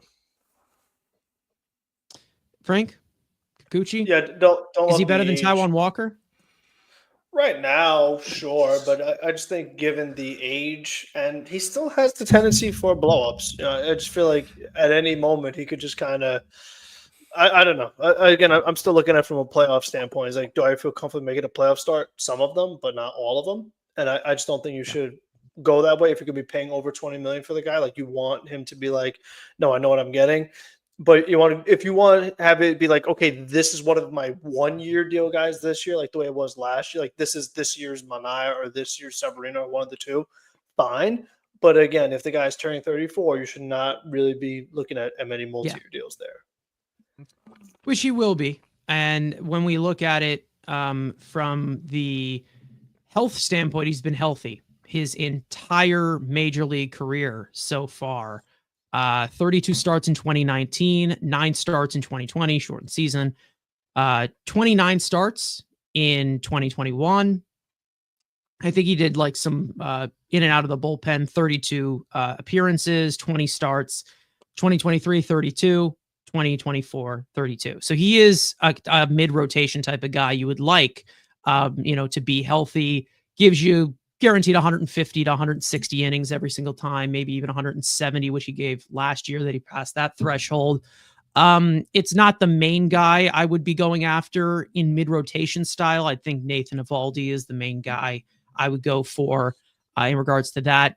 Even with that, even though I think he's a little bit higher on that ranking right now since he's a little bit younger, in Sean Manaea, who I would go after before I'd look at somebody like Kikuchi, because I do think as well Kikuchi is going to be looked at as more of a priority for the Astros, maybe even a bigger priority for the Astros than Alex Bregman would be as a potential free agent, which is weird to think about. I get it. But when you trade that haul for him, I mean, what they gave up for Kikuchi, we were thinking like, oh my goodness, Kikuchi's all right, but that's not what he's worth. He definitely proved his worth going over to the Astros and was one of their most consistent pitchers there. But like, I feel like they're going to try to, stay on it as much as they can. Project Ball, the last question we will answer here. What reclamation projects would you target? There is one reclamation project that is in our video for tomorrow, which will come out that we do not want them to target. And we're going to be talking about that one. And he also will be in the thumbnail of that video when it comes out. So you'll probably figure out who that is real quick. When it comes to reclamation projects, I feel like you're going to have to come with the expectation that the best they're going to be is a 5. When it comes to them overall, there are a lot, let's say, on this free agent market. You do have a deep free agent market for starting pitchers this year as compared to like last year. Last year was pretty low. I'm pretty sure like that was who was on the free agent market last year. It was like really it was low out there. Let's just say that once it got past like Yamamoto, and then Snell, and then Montgomery probably was like the third best. Mm-hmm. It's really hard to say because you need to find that sweet spot in age, and you need to find that sweet spot in upside. The Mets hit it on the head with guys like Severino and Minaya, who were in that pivot point of their career. Martin Perez maybe is someone to look at, but that's a 5. Spencer Turnbull is another one you could look at in his close to his mid 30s. Mike Soroka, I don't know. Like, you're digging into the deep ends of like guys who are not great. I do like Brad Keller, but he had an awful year last year. Who was the other one? Arcidi maybe is somebody who could be available because he's now, what did they decline his option? The Astros. Yeah. Anybody else we can put out there? Andrew? I mean, Adrian Hauser's a good one, I heard. I mean, if you want to buy low on like a Justin Verlander, he might be looking for a cheap deal. I mean, if you wanted to go with the absolute biggest wild card, John Means is out there. I mean, that's interesting at buying nothing, and that's the biggest mystery box. I mean, again, I wouldn't say reclamation project, and a guy we talked about in the other video who we think is underrated targets, but we'll save that for the vid. Colin Ray. Some people said Stearns and Ray might be an option because they've had that connection. He's out there. Again, then you're looking at, like, 35, 36-year-olds. Like, it's not a great... I mean, again, Rich Hill's still pitching for Team USA. That's a, reclamation project. Get his little nice 90-year-old starter. But again, the most intriguing I'd say out there right now is... It's not really just a bounce back, to be honest. It's more of just regarding health. Shane Bieber is probably the highest... that's probably what you're looking at. It's more, and then we get into the Bartolo Colon. I think he's done. I think he's hung it up. But you also have, the factor of Shane Bieber, who has really struggled to stay healthy recently, had Tommy John surgery, has been out for a while. But when he has been on the field, he's been really good. He's 29 years old. He's in that pivot point where he still has something to still give. Yeah, he's the ideal 1-year guy. He's definitely the ideal guy. Yeah. And then there is, another guy out there who we do get a little bit more deep into with the video to do it justice. Corey Oswald, definitely, absolutely somebody I would consider. Lance Lynn, no thank you. Alex Cobb, a little too old. Kyle Hendricks already signed. I think there's some guys out there that pitched a lot better than they should have. Fetty already has another year. with the White Sox. That was somebody I thought that they would trade for, but instead they opted for Blackburn. Anthony Zslafani is another one out there. Frankie Montas. Well, no, I mean, maybe, no, I of don't course, you had to get, Tommy Edman and Cole Peg to go to the Dodgers for the Fetty deal. So, I mean, why not? That was Yeah. such a great trade for the White Sox. I mean, it was brilliant. Great idea. Unbelievable. I mean, really, really just unbelievable how that happened. But, I mean, Trevor Williams is out there. Another guy put out there. I don't know. Somebody can eat innings. But again, like those reclamation projects, I don't think they're going to go as heavy as they did compared to this year. Andrew Heaney's another guy out there who's like, the definition of mediocre, but gives you innings. Who I basically just think is just the carbon copy of what we're getting from a guy like David Peterson, but different story. What do you think Buehler's market is? Well, Buehler, I think probably goes to somebody, another organization that would look at like more starting pitching and have been known to it. I'm not saying like directly Tampa, but Milwaukee, Cleveland, guys like that. Yeah. Robbie Ray would succeed at Citi Field, absolutely, but to trade I don't know how long that's gonna last. Let's just say that. And that contract he's still under, correct? He's still under that contract, I believe. Yeah. And we'd like to watch the games and not have to have parental control on the game, just to be sure. Yeah. I mean, it's just, we'll see. We'll see how they address that from the back end of the rotation. I do think that they're going to pursue some of the big arms. Let's just say that. Alex Cobb is a free agent coming off a tough year. He's getting up there in age, though. So we'll see what happens. You have a few of these pitchers that have qualifying offers attached to them. The Mets obviously gave it to Minaya, Severino as well. Nick Pivetta, who I love. Who I think also got the qualifying offer because he's pretty good. Nick Martinez got the qualifying offer as well, coming off a really good year and some really good years. Max Fried got the qualifying offer, of course.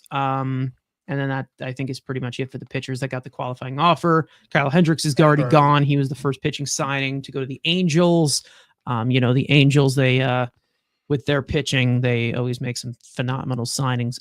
But overall, for this offseason, there still is plenty to talk about. Let's just say that there's going to be plenty of topics to discuss. We're just getting into the beginning of it. I think we're going to end off the episode here. I'll give some parting words to these guys. It's still very, very early, but as the stove gets hotter and hotter, closer to the winter meetings, there's going to be tons of stuff to talk about. We'll see what happens in regards to going live for that news. As for, when we do these big streams or whatever, we'll see how it all lines up. But we all know the Mets signing guys at very inconvenient times. So we'll see what happens. Frank, I'll go to you to wrap this thing up. Yeah, I mean, really, like we said, we're just waiting for that stove to actually get cooking and just kind of see some big deals happen, not players just re-signing with teams they've already been with. Like, we want to actually see like something big go on. And again, that'll, like Andrew said, help set that market. I feel like is really the big key because everyone's just kind of waiting to see like, all right, well, what is everybody worth and what should we actually be offering players? So once those markets are actually set, then things should flow a lot easier. So it's just a matter of who's going to be that first big fish to be caught. And then, everyone else just kind of swim to where they're supposed to be. Yeah. Speaking of water, Andrew, you have nothing to do with water. What's up? How you feeling? Yeah, I mean, I'm shocked Lindor was not nominated for MVP. I can't believe they put Marcelo Zuna over him. That was crazy. Of course, I'm kidding. I was waiting for it. But, yeah, again, we're waiting to see. We'll see the non-tender deadline next week. I'm more interested to see if there is any kind of maybe relief. I'm looking more basic relievers. Maybe, again, guys that we have as, those center fielders as well that maybe, because there was one of the guys in Houston that was brought up. There's also McCullers. What the hell is McCormick maybe could have been non-tendered, but Dana Brown said yes. We'll wait and see if that's actually true. So again, just what David Stearns does good. More of those end of the roster 40-man guys, non-tender candidates as well. But I don't think we're going to get this year's Bellinger or Schwarber. I don't see it. But again, let David Stearns continue to make waiver claims. And again, the GM meetings are happening, so we're already laying framework for trades that we'll hear about in 2 months or a month at the winter meetings. It all starts this week, so everyone just grab a Mountain Dew and just enjoy it. Because it's going to get crazy, it's going to get cold, but the stove's going to get hot. Yeah, well, we're going to end it off here. Of course, many to come, of course, throughout the offseason. Make sure to look out for videos throughout the week. We have one going out tomorrow at 6:30, and then we have one going out on Thursday as well, probably the same time around there. Some more offseason content coming your guys' way, of course, with the podcast. Thank you guys so much for watching, listening. For those of you who enjoyed the hope you enjoyed the conversation. Hope you enjoyed chatting with us as well. For those of you watching and listening on playback, turn on those post notifications if you have not already. Subscribe to our channel as well. Follow us on X and on TikTok. Follow all of us individually. We have other content in the works as well. We're only doing these once a week now in the off season, Monday at 7 p.m. to start off. Probably not as long as these episodes, but we are just continuing the long conversation of tons of opportunities, tons of money coming off the books for the Mets. So we will see you guys next time. We're going to end it off here. Let's go Mets and make some moves. Let's get the train rolling. All right. Yay. Off-season baseball. We'll see you guys next time.